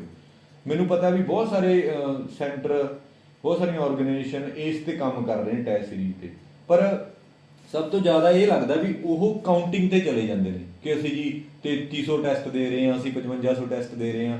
ਐਵੇਂ ਸਟੂਡੈਂਟ ਨੂੰ ਉਲਝਾਉਣ ਦਾ ਕੀ ਫਾਇਦਾ। ਨੈਟ ਤੋਂ ਜਿੰਨੇ ਮਰਜ਼ੀ ਚੱਕ ਲਓ, ਤੁਸੀਂ ਵੀ ਦੇਖ ਸਕਦੇ ਹੋ, ਮੈਂ ਵੀ ਪਾ ਸਕਦਾ, ਅਸੀਂ ਪਾ ਸਕਦੇ ਹਾਂ ਜੀ 5000 ਟੈਸਟ ਹੈ, ਪਰ ਅਸੀਂ ਸਿਰਫ ਤੇ ਸਿਰਫ ਅਥੈਂਟਿਕ ਇਨਫੋਰਮੇਸ਼ਨ ਤੇ ਹੀ ਕੰਮ ਕਰਦੇ ਹਾਂ। ਜਿਹੜੇ ਪੁਰਾਣੇ ਕੁਐਸਚਨ ਆਏ ਹੋਏ ਨੇ ਅਸੀਂ ਤੁਹਾਨੂੰ ਉਹੀ ਦੇਵਾਂਗੇ। ਐਵੇਂ ਤੁਹਾਨੂੰ ਫਾਲਤੂ ਚੀਜ਼ਾਂ 'ਚ ਉਲਝਾਉਂਦੇ ਨਹੀਂ। ਅਸੀਂ ਉਲਝਾਈ ਜਾਈਏ ਉਹ ਪੇਪਰ ਦੇ ਵਿੱਚ ਆਉਣ ਨਾ ਫਿਰ ਤੁਸੀਂ ਗਾਲਾਂ ਕੱਢੋਗੇ। ਕਿਉਂਕਿ ਮੈਨੂੰ ਬਹੁਤ ਸਾਰੇ ਬੱਚਿਆਂ ਦੇ ਮੈਸੇਜ ਆ ਜਾਂਦੇ ਆ ਵੀ ਅਸੀਂ ਜੀ ਕਿਸੇ ਤੋਂ 1000 ਰੁਪਏ ਦਾ ਕੋਰਸ ਲਿਆ ਸੀ, ਉਹਨਾਂ ਦਾ ਕੁਝ ਨਹੀਂ ਆਇਆ। ਅਸੀਂ ਨਹੀਂ ਕਹਿੰਦੇ ਸਾਡਾ ਕੁਝ ਆਊਗਾ, ਪਰ ਅਸੀਂ ਕਹਿੰਦੇ ਅਸੀਂ ਤੁਹਾਨੂੰ ਪੁਰਾਣੇ ਪੇਪਰਾਂ ਦਾ ਐਕਸਪੀਰੀਅੰਸ ਦੇਵਾਂਗੇ, ਜਿਹਦੇ ਵਿੱਚ ਤੁਸੀਂ ਨੈਗੇਟਿਵ ਮਾਰਕਿੰਗ ਨੂੰ ਕਿਵੇਂ ਹੈਂਡਲ ਕਰਨਾ ਉਹ ਸਿੱਖੋਗੇ। ਟਾਈਮ ਮੈਨੇਜਮੈਂਟ ਕਿਵੇਂ ਕਰਨਾ, ਜਿਹਦੇ ਵਿੱਚ ਪੂਰਾ ਫੁੱਲ ਲੈਂਥ ਪੇਪਰ ਹੋਊਗਾ, ਉਹ ਤੁਸੀਂ ਦੇਖ ਸਕਦੇ ਹੋ ਵੀ ਉਨੇ ਸਮੇਂ 'ਚ ਕੀ ਤੁਹਾਡੇ ਤੋਂ ਹੈਂਡਲ ਹੁੰਦਾ ਕਿ ਨਹੀਂ ਹੁੰਦਾ। 100 ਸਵਾਲ ਹੈ ਜਿਹੜਾ 2 ਘੰਟੇ 120 ਮਿੰਟਾਂ 'ਚ ਸੋਲਵ ਹੁੰਦਾ ਕਿ ਨਹੀਂ ਹੁੰਦਾ। ਫਿਰ ਟੌਪਿਕ ਵਾਈਜ਼ ਦੇ ਵਿੱਚ ਤੁਸੀਂ ਚੈੱਕ ਕਰ ਸਕਦੇ ਹੋ ਵੀ ਕਿਹੜੇ ਟੌਪਿਕ ਤੇ ਅਸੀਂ ਕਿੰਨਾ ਫੋਕਸ ਪਾ ਰਹੇ ਹਾਂ। ਤਾਂ ਆਪਣੀ ਟੈਸਟ ਸੀਰੀਜ਼ ਦੇ ਵਿੱਚ 26 ਪੇਪਰ ਤੁਹਾਨੂੰ ਮਿਲਣਗੇ। ਸਬ ਇੰਸਪੈਕਟਰ ਦੀ ਗੱਲ ਕਰ ਰਹੇ ਹਾਂ। ਈਅਰ ਵਾਈਜ਼ ਕੁਇਜ਼ ਮਿਲਣਗੇ, ਸਬਜੈਕਟ ਵਾਈਜ਼ ਕੁਇਜ਼ ਮਿਲਣਗੇ ਤੇ ਚੈਪਟਰ ਵਾਈਜ਼। ਈਅਰ ਵਾਈਜ਼ ਦੇ ਵਿੱਚ ਜਿਵੇਂ ਪੇਪਰ 1 ਪੇਪਰ 2, ਪੇਪਰ 1 ਦੇ ਆਪਣੇ ਕੋਲੇ 13 ਪੇਪਰ ਹੋਣਗੇ, ਜਿਵੇਂ 2021 ਦੇ 12, ਇੱਕ 2022 ਵਾਲਾ। ਸਿਮਿਲਰਲੀ ਪੇਪਰ 2 ਦੇ ਵੀ 13 ਪੇਪਰ ਮਿਲਣਗੇ। ਸਬਜੈਕਟ ਵਾਈਜ਼ ਦੇ ਵਿੱਚ ਰੀਜ਼ਨਿੰਗ ਦੇ ਸਾਰੇ 13, ਉਵੇਂ ਹੀ ਕੁਆਂਟ ਦੇ ਸਾਰੇ 13, ਪੰਜਾਬੀ ਦੇ, ਇੰਗਲਿਸ਼ ਦੇ ਸਬਜੈਕਟ ਵਾਈਜ਼ ਜਾ ਸਕਦੇ ਹੋ। ਪਲੱਸ ਤੁਸੀਂ ਚੈਪਟਰ ਵਾਈਜ਼ ਜਾ ਸਕਦੇ ਹੋ। ਚੈਪਟਰ ਵਾਈਜ਼ ਦੇ ਵਿੱਚ ਜਿਵੇਂ ਕੰਪਿਊਟਰ ਦੇ ਤੁਸੀਂ ਮੈਮਰੀ ਮੈਨੇਜਮੈਂਟ ਜਾਂ ਜਿਵੇਂ OS ਵਾਲਾ ਚੈਪਟਰ ਪੜ੍ਹਿਆ, ਤਾਂ OS ਦੇ ਜਿੰਨੇ ਵੀ ਕੁਐਸਚਨ ਹੁਣ ਤੱਕ ਦੇ ਆਏ ਹੋਏ ਨੇ ਸਬ ਇੰਸਪੈਕਟਰ ਦੇ, ਉਹ ਤੁਸੀਂ ਕਰਕੇ ਦੇਖ ਲਓਗੇ ਤਾਂ ਤੁਹਾਡਾ ਇੱਕ ਚੈਪਟਰ ਕਲੀਅਰ ਹੋ ਜਾਊਗਾ। ਤਾਂ ਇਹ ਸਹੀ ਤਰੀਕਾ ਤਿਆਰੀ ਕਰਨ ਦਾ, ਠੀਕ ਹੈ। ਤੇ ਬਾਕੀ ਇਹਦੇ ਪ੍ਰਾਈਸ ਵਗੈਰਾ ਮੈਂ ਦੱਸ ਦਿੰਦਾ। ਜੇਕਰ ਫੁੱਲ ਕੋਰਸ ਤੁਸੀਂ ਲੈਣਾ ਚਾਹੁੰਦੇ ਹੋ, 1 ਸਾਲ ਦੀ ਵੈਲਿਡਿਟੀ ਲੈਣਾ ਚਾਹੁੰਦੇ ਹੋ, ਤਾਂ ਇਹ 999 ਦਾ 999 ਰੁਪਏ ਦਾ ਕੋਰਸ ਹੈ। ਆਨਲਾਈਨ ਤੁਹਾਨੂੰ ਕੁਇਜ਼ ਮਿਲ ਜੂਗਾ, ਤੁਸੀਂ ਵੈਬਸਾਈਟ ਤੇ ਕਰ ਸਕਦੇ ਹੋ, ਤੁਸੀਂ ਫੋਨ 'ਚ ਕਰ ਸਕਦੇ ਹੋ, ਤੁਸੀਂ ਐਪ 'ਚ ਕਰ ਸਕਦੇ ਹੋ। ਐਪ ਹੈ ਜਿਹੜੀ ਉਹ ਐਂਡਰੋਇਡ ਤੇ ਵੀ ਚੱਲੂਗੀ ਤੇ iOS ਤੇ, ਯਾਨੀ ਕਿ ਆਈਫੋਨ ਤੇ ਵੀ ਸੇਮ ਚੱਲੂਗੀ, ਠੀਕ ਹੈ। ਸੋ ਜੇ ਤੁਸੀਂ 6 ਮਹੀਨੇ ਦਾ ਕੋਰਸ ਲੈਣਾ ਹੈ ਤਾਂ ਉਹਦੀ ਕਾਸਟ ਹੈ 799। ਜੇ ਤੁਸੀਂ 3 ਮਹੀਨੇ ਵਾਸਤੇ ਲੈਣਾ ਤਾਂ ਉਹਦੀ ਹੈ 499। ਜੇ ਤੁਸੀਂ 1 ਮਹੀਨੇ ਵਾਸਤੇ ਲੈਣਾ ਤਾਂ ਤੁਸੀਂ 210 ਰੁਪਏ ਦਾ ਤੁਸੀਂ ਲੈ ਸਕਦੇ ਹੋ। ਤੁਸੀਂ ਚੈੱਕ ਵੀ ਕਰ ਸਕਦੇ ਹੋ ਸਾਡਾ ਕੰਟੈਂਟ ਤੁਹਾਨੂੰ ਕਿਵੇਂ ਦਾ ਲੱਗਿਆ, 1 ਮਹੀਨੇ 'ਚ ਹੀ ਪਤਾ ਲੱਗ ਜੂਗਾ। ਅਸੀਂ 4-5 ਦਿਨ ਦਾ ਤੁਹਾਨੂੰ ਸਮਾਂ ਵੀ ਦਿੰਦੇ ਹਾਂ। 4-5 ਦਿਨ ਦੇ ਵਿੱਚ ਜੇਕਰ ਤੁਹਾਨੂੰ ਲੱਗਦਾ ਵੀ ਤਾਂ ਗੱਲਬਾਤ ਹੈ ਨਹੀਂ, ਅਸੀਂ ਤਾਂ ਗਲਤ ਲੈ ਲਿਆ, ਤਾਂ ਤੁਸੀਂ ਰਿਫੰਡ ਕਰਾ ਸਕਦੇ ਹੋ। ਤੁਸੀਂ ਇੱਕ ਵਾਰੀ ਐਨਰੋਲ ਹੋ ਜਾਓ, ਜੇ ਤੁਹਾਨੂੰ ਲੱਗਿਆ 4-5 ਦਿਨਾਂ ਬਾਅਦ, ਮੈਕਸਿਮਮ 5 ਦਿਨ, 5 ਦਿਨਾਂ ਬਾਅਦ ਜੇ ਤੁਹਾਨੂੰ ਲੱਗਿਆ ਵੀ ਸਰ ਸਾਡੇ ਨਹੀਂ, ਸਾਨੂੰ ਠੀਕ ਨਹੀਂ ਲੱਗਿਆ, ਹੈ ਨਹੀਂ ਕੁਛ, ਤਾਂ we will refund your amount, ਹੈ ਨਾ। ਪਰ ਇਸ ਚੀਜ਼ ਦੀ ਅਸੀਂ ਗਰੰਟੀ ਲੈਂਦੇ ਹਾਂ ਵੀ ਜੇ ਤੁਸੀਂ ਇਹ ਟੈਸਟ ਸੀਰੀਜ਼ ਲਓਗੇ ਤਾਂ ਤੁਹਾਨੂੰ ਫਰਕ ਪਤਾ ਲੱਗੂ। ਤੁਸੀਂ ਆਪ ਕਹੋਗੇ ਕਿ ਹਾਂ ਸਾਨੂੰ ਫਰਕ ਪਿਆ ਜੀ ਇਸ ਚੀਜ਼ ਦੇ ਨਾਲ। ਤਾਂ ਤੁਸੀਂ ਸਬਜੈਕਟ ਵਾਈਜ਼ ਵੀ ਜਾ ਸਕਦੇ ਹੋ। ਜੇ ਤੁਸੀਂ ਚਾਹੁੰਦੇ ਹੋ ਕਿ ਰੀਜ਼ਨਿੰਗ ਐਪਟੀਟਿਊਡ, ਤਾਂ 1 ਮਹੀਨੇ ਦਾ 149 ਦਾ, ਜਨਰਲ ਅਵੇਅਰਨੈਸ ਦਾ 149, ICT and computer 99 per month, 1 month the validity ਹੈ। ਤੇ ਕੁਆਂਟ ਦੇ ਹੈ 99। ਪੰਜਾਬੀ ਇੰਗਲਿਸ਼ ਦਾ ਲੈਣਾ ਚਾਹੁੰਦੇ ਹੋ ਤਾਂ ਇਹ ਹੈ 149 ਦਾ। ਸੋ ਆਪਾਂ ਹੁਣ ਸਟਾਰਟ ਕਰਦੇ ਹਾਂ ਫੰਕਸ਼ਨ ਆਫ OS। ਤਾਂ ਇਹ ਮੈਂ ਦੱਸਣਾ ਭੁੱਲ ਗਿਆ ਵੀ ਕੋਰਸ ਲੈਣਾ ਕਿਵੇਂ ਹੈ। ਤਾਂ ਤੁਸੀਂ ਆਪਣਾ WhatsApp ਨੰਬਰ ਹੈ 94 635 90346, ਠੀਕ ਹੈ। ਇਸ ਤੇ ਜਾ ਕੇ ਤੁਸੀਂ ਮੈਨੂੰ ਮੈਸੇਜ ਕਰੋ। ਕੁਝ ਪੁੱਛਣਾ ਹੈ ਤਾਂ ਤੁਸੀਂ ਮੇਰੇ ਤੋਂ ਟਾਈਮ ਲੈ ਕੇ ਮੈਨੂੰ ਕਾਲ ਵੀ ਕਰ ਸਕਦੇ ਹੋ। ਮੇਰੇ ਨਾਲ ਤੁਸੀਂ ਗੱਲ ਕਰਨਾ ਚਾਹੁੰਦੇ ਹੋ, ਅਗਰ ਹੋਰ ਡਿਟੇਲ ਸਮਝਣਾ ਚਾਹੁੰਦੇ ਹੋ ਤਾਂ ਤੁਸੀਂ ਮੈਸੇਜ ਕਰਕੇ ਮੈਨੂੰ ਟਾਈਮ ਲੈ ਲਿਓ ਤੇ ਫਿਰ ਆਪਾਂ ਗੱਲ ਵੀ ਕਰ ਲਾਂਗੇ। ਅਗਰ ਕੋਰਸ ਪਰਚੇਜ ਕਰਨਾ ਹੈ ਤਾਂ ਸਾਰਾ ਪ੍ਰੋਸੀਜਰ ਆਪਾਂ ਇੱਥੇ ਹੀ ਦੱਸ ਦਾਂਗੇ ਵੀ ਕਿਵੇਂ ਕਰਨਾ, ਠੀਕ ਹੈ ਜੀ। ਹਾਂ, ਹੁਣ ਆਪਾਂ ਦੇਖਦੇ ਹਾਂ function of operating system. Operating system ਦੇ ਕਿਹੜੇ ਕਿਹੜੇ ਫੰਕਸ਼ਨ ਨੇ, ਪਹਿਲਾਂ ਤਾਂ ਉਹਦੇ ਨਾਮ, ਫਿਰ ਉਹਨੂੰ ਡਿਟੇਲ 'ਚ ਆਪਾਂ ਡਿਸਕਸ ਕਰਾਂਗੇ। ਜਿਵੇਂ booting process, file management, device management, process management ਜਾਂ ਸ਼ਡਿਊਲਿੰਗ ਜਾਂ ਜੌਬ ਮੈਨੇਜਮੈਂਟ ਵੀ ਬੋਲਦੇ ਨੇ ਇਸ ਨੂੰ ਆਪਾਂ। Job accounting, memory management, storage management, error detecting aids, control over system performance, coordination between other software users. ਇਹਨਾਂ ਨੂੰ ਆਪਾਂ ਛੱਡ ਨਹੀਂ ਸਕਦੇ। ਤੁਸੀਂ ਇਹ ਨਹੀਂ ਹੋ ਸਕਦਾ ਤੁਹਾਨੂੰ ਪਹਿਲੀ ਵਾਰੀ ਔਖੇ ਲੱਗਣ ਵੀ ਇੰਨੇ ਯਾਦ ਕਿਵੇਂ ਰਹਿਣਗੇ, ਰੱਟਾ ਨਹੀਂ ਮਾਰਨਾ, ਸਮਝ ਕੇ ਕਰਦੇ ਚੀਜ਼ਾਂ, ਫਿਰ ਤੁਹਾਡੇ ਖੱਬੇ ਹੱਥ ਦਾ ਕੰਮ ਹੈ। ਸਭ ਤੋਂ ਪਹਿਲਾਂ ਬੂਟਿੰਗ ਪ੍ਰੋਸੈਸ। ਬੂਟਿੰਗ ਪ੍ਰੋਸੈਸ ਦਾ ਮਤਲਬ ਕੀ ਹੁੰਦਾ ਹੈ? The process of starting or restarting a computer is referred as booting. ਆਪਾਂ ਪਹਿਲਾਂ ਹੀ ਕਰ ਚੁੱਕੇ ਹਾਂ। ਕੰਪਿਊਟਰ ਨੂੰ ਸਟਾਰਟ ਕਰਨਾ ਜਾਂ ਰੀਸਟਾਰਟ ਕਰਨਾ, ਉਹਨੂੰ ਕੀ ਬੋਲਦੇ ਆ? ਬੂਟਿੰਗ। ਬੂਟਿੰਗ ਦੋ ਤਰ੍ਹਾਂ ਦੀ ਹੁੰਦੀ ਹੈ, ਵਾਰਮ ਬੂਟਿੰਗ ਤੇ ਕੋਲਡ ਬੂਟਿੰਗ। ਵਾਰਮ ਬੂਟਿੰਗ ਤੇ ਕੋਲਡ। ਕੋਲਡ ਹੁੰਦਾ ਕੰਪਿਊਟਰ ਨੂੰ ਟੋਟਲੀ ਬੰਦ ਕਰ ਦੇਣਾ, ਸ਼ਟ ਡਾਊਨ ਕਰ ਦੇਣਾ, ਬਾਅਦ 'ਚ ਚਲਾਉਣਾ, ਉਹ ਹੁੰਦਾ ਕੋਲਡ, ਠੰਡਾ ਹੋ ਜਾਣਾ।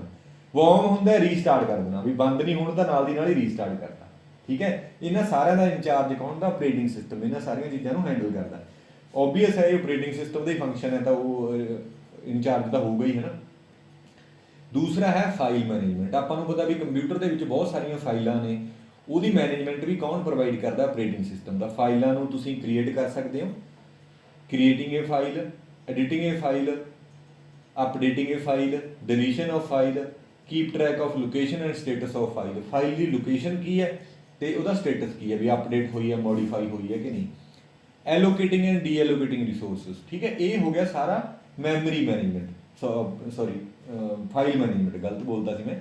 ਫਾਈਲ ਦੇ ਵਿੱਚ ਇਹ ਵਾਲੇ ਫੰਕਸ਼ਨ ਹੁੰਦੇ ਨੇ। ਤਾਂ ਜਿਹੜਾ ਸਵਾਲ ਪੁੱਛਿਆ ਆਪਾਂ ਨੂੰ ਉਹ ਇਹ ਪੁੱਛਿਆ ਉਹਨੇ ਵੀ ਫਾਈਲ ਮੈਨੇਜਮੈਂਟ ਦੇ ਵਿੱਚ ਕੀ ਆਹ ਕੰਮ ਹੁੰਦਾ, ਕੀ ਇਹਦਾ ਫੰਕਸ਼ਨ ਦੇ ਐਪਰੋਪਰੀਏਟ ਡੈਫੀਨੇਸ਼ਨ ਹੈ। ਤਾਂ ਫਾਈਲ ਦੇ ਵਿੱਚ ਇਹ ਵਾਲੇ ਸਾਰੇ ਕੰਮ ਹੁੰਦੇ ਨੇ, ਆਪਾਂ ਸਮਝ ਲੈਣੇ ਨੇ। ਉਵੇਂ ਹੀ ਡਿਵਾਈਸ ਮੈਨੇਜਮੈਂਟ ਦੇ ਵਿੱਚ allocating and deallocating device to different process. ਹੁਣ ਡਿਵਾਈਸ ਕਿਹੜੇ ਹੁੰਦੇ ਨੇ, ਜਿਵੇਂ ਹਾਰਡ ਡਿਸਕ ਆ, ਰੈਮ ਆਪਣੇ ਕੋਲ ਇੱਕ ਡਿਵਾਈਸ ਹੈ ਨਾ, ਜਿਵੇਂ ਪੈਨ ਡਰਾਈਵ ਆਪਾਂ ਲਗਾਤੀ, ਪ੍ਰਿੰਟਰ ਹੈ, ਇਹ ਸਾਰੇ ਕੀ ਨੇ, ਟੇਪ ਡਰਾਈਵ, ਇਹ ਸਾਰੇ ਡਿਵਾਈਸ ਨੇ। ਤਾਂ ਇਹ ਡਿਵਾਈਸ ਕਿਹਨੂੰ ਐਲੋਕੇਟ ਹੁੰਦੇ ਨੇ, ਪ੍ਰੋਸੈਸ ਨੂੰ। ਪ੍ਰੋਸੈਸਿਸ ਕੀ ਹੁੰਦੀਆਂ ਨੇ, ਬਹੁਤ ਸਾਰੀਆਂ ਪ੍ਰੋਸੈਸਿਸ ਕੰਪਿਊਟਰ ਦੇ ਵਿੱਚ ਟਾਸਕ ਬਹੁਤ ਸਾਰੇ ਰਨ ਕਰਦੇ ਨੇ, ਉਹਨਾਂ ਨੂੰ ਪ੍ਰੋਸੈਸਿਸ ਬੋਲਦੇ ਨੇ। ਤਾਂ ਐਲੋਕੇਸ਼ਨ ਤੇ ਡੀ ਐਲੋਕੇਸ਼ਨ ਕਰਦਾ ਕਾਹਦੀ, ਡਿਵਾਈਸਿਸ ਦੀ, ਕਾਹਦੇ ਵਾਸਤੇ, ਪ੍ਰੋਸੈਸਿਸ ਵਾਸਤੇ, ਸੌਰੀ ਆਪਰੇਟਿੰਗ ਸਿਸਟਮ। ਅਗਲਾ ਹੈ ਕੀਪ ਰਿਕਾਰਡ ਆਊਗਾ, ਐਸ ਮੈਨੂੰ ਆਦਤ ਹੈ ਵੈਸੇ, ਕੀਪਸ ਰਿਕਾਰਡ ਜਾਂ ਫਿਰ ਇੱਥੇ ਰਿਕਾਰਡ ਆਊਗਾ, keep record of all the device attach to the computer. ਜਿੰਨੇ ਵੀ ਡਿਵਾਈਸ ਕੰਪਿਊਟਰ ਦੇ ਨਾਲ ਲੱਗੇ ਹੁੰਦੇ ਨੇ ਉਹਨਾਂ ਦਾ ਸਾਰਿਆਂ ਦਾ ਰਿਕਾਰਡ ਕੌਣ ਰੱਖਦਾ, ਡਿਵਾਈਸ ਮੈਨੇਜਮੈਂਟ। ਅਗਲਾ ਹੈ decide which device to be allocated to which process and how much time. ਇੱਕ ਡਿਵਾਈਸ ਕਿਹੜੀ ਪ੍ਰੋਸੈਸ ਨੂੰ ਕਿੰਨੇ ਸਮੇਂ ਲਈ ਐਲੋਕੇਟ ਰਹੂਗਾ ਤੇ ਕਿਹੜੀ ਪ੍ਰੋਸੈਸ ਨੂੰ ਐਲੋਕੇਟ ਹੋਇਆ ਤੇ ਕਿੰਨੇ ਸਮੇਂ ਲਈ ਐਲੋਕੇਟ ਰਹੂਗਾ। ਜਿਵੇਂ ਆਪਾਂ ਨਾਰਮਲ ਐਗਜ਼ਾਮਪਲ ਲੈਂਦੇ ਹਾਂ ਵੀ ਆਪਣੀ ਸੁਸਾਇਟੀ ਦੇ ਵਿੱਚ ਕੀ ਹੁੰਦੇ ਨੇਗੇ, ਜ਼ਿਆਦਾਤਰ ਉੱਥੇ ਟਰੈਕਟਰ ਹੁੰਦੇ ਨੇ, ਸੰਦ ਹੁੰਦੇ ਨੇ ਖੇਤੀਬਾੜੀ ਵਾਲੇ। ਤਾਂ ਉਹ ਕੀ ਕਰਦੇ ਨੇ, ਐਲੋਕੇਟ ਕਰਦੇ ਨੇ ਪਿੰਡਾਂ ਦੇ ਵਿੱਚ ਜਾਂ ਜਿਨ੍ਹਾਂ ਦੇ ਵਿੱਚ ਸੁਸਾਇਟੀ ਦੇ ਜਿਹੜੇ ਮੈਂਬਰ ਹੁੰਦੇ ਨੇ, ਕੋਈ ਬੰਦਾ ਟਰੈਕਟਰ ਲੈ ਗਿਆ, ਕੋਈ ਹਲ ਲੈ ਗਿਆ, ਕੋਈ ਤਵੀਆਂ ਲੈ ਗਿਆ, ਤਾਂ ਉਹ ਐਲੋਕੇਸ਼ਨ ਹੈ। ਤਾਂ ਉਹ ਐਲੋਕੇਸ਼ਨ ਦਾ ਰਿਕਾਰਡ ਵੀ ਤਾਂ ਰੱਖਦੇ ਆ ਨਾ ਵੀ ਕਿਹੜਾ ਤਵੀਆਂ ਕਿਹੜਾ ਬੰਦਾ ਲੈ ਗਿਆ, ਕੀ ਉਹ ਪੈਸੇ ਦੇ ਗਿਆ ਕਿ ਨਹੀਂ ਹੋ ਗਿਆ। ਉਹੀ ਕੰਮ ਹੈ ਇਹ ਡਿਵਾਈਸ ਮੈਨੇਜਮੈਂਟ, ਉਹ ਵੀ ਸਮਝੋ ਧਿਆਨ ਨਾਲ, ਠੀਕ ਹੈ। ਅਗਲਾ ਹੈਗਾ ਪ੍ਰੋਸੈਸ ਮੈਨੇਜਮੈਂਟ ਜਾਂ ਸ਼ਡਿਊਲਿੰਗ ਜੌਬ ਮੈਨੇਜਮੈਂਟ।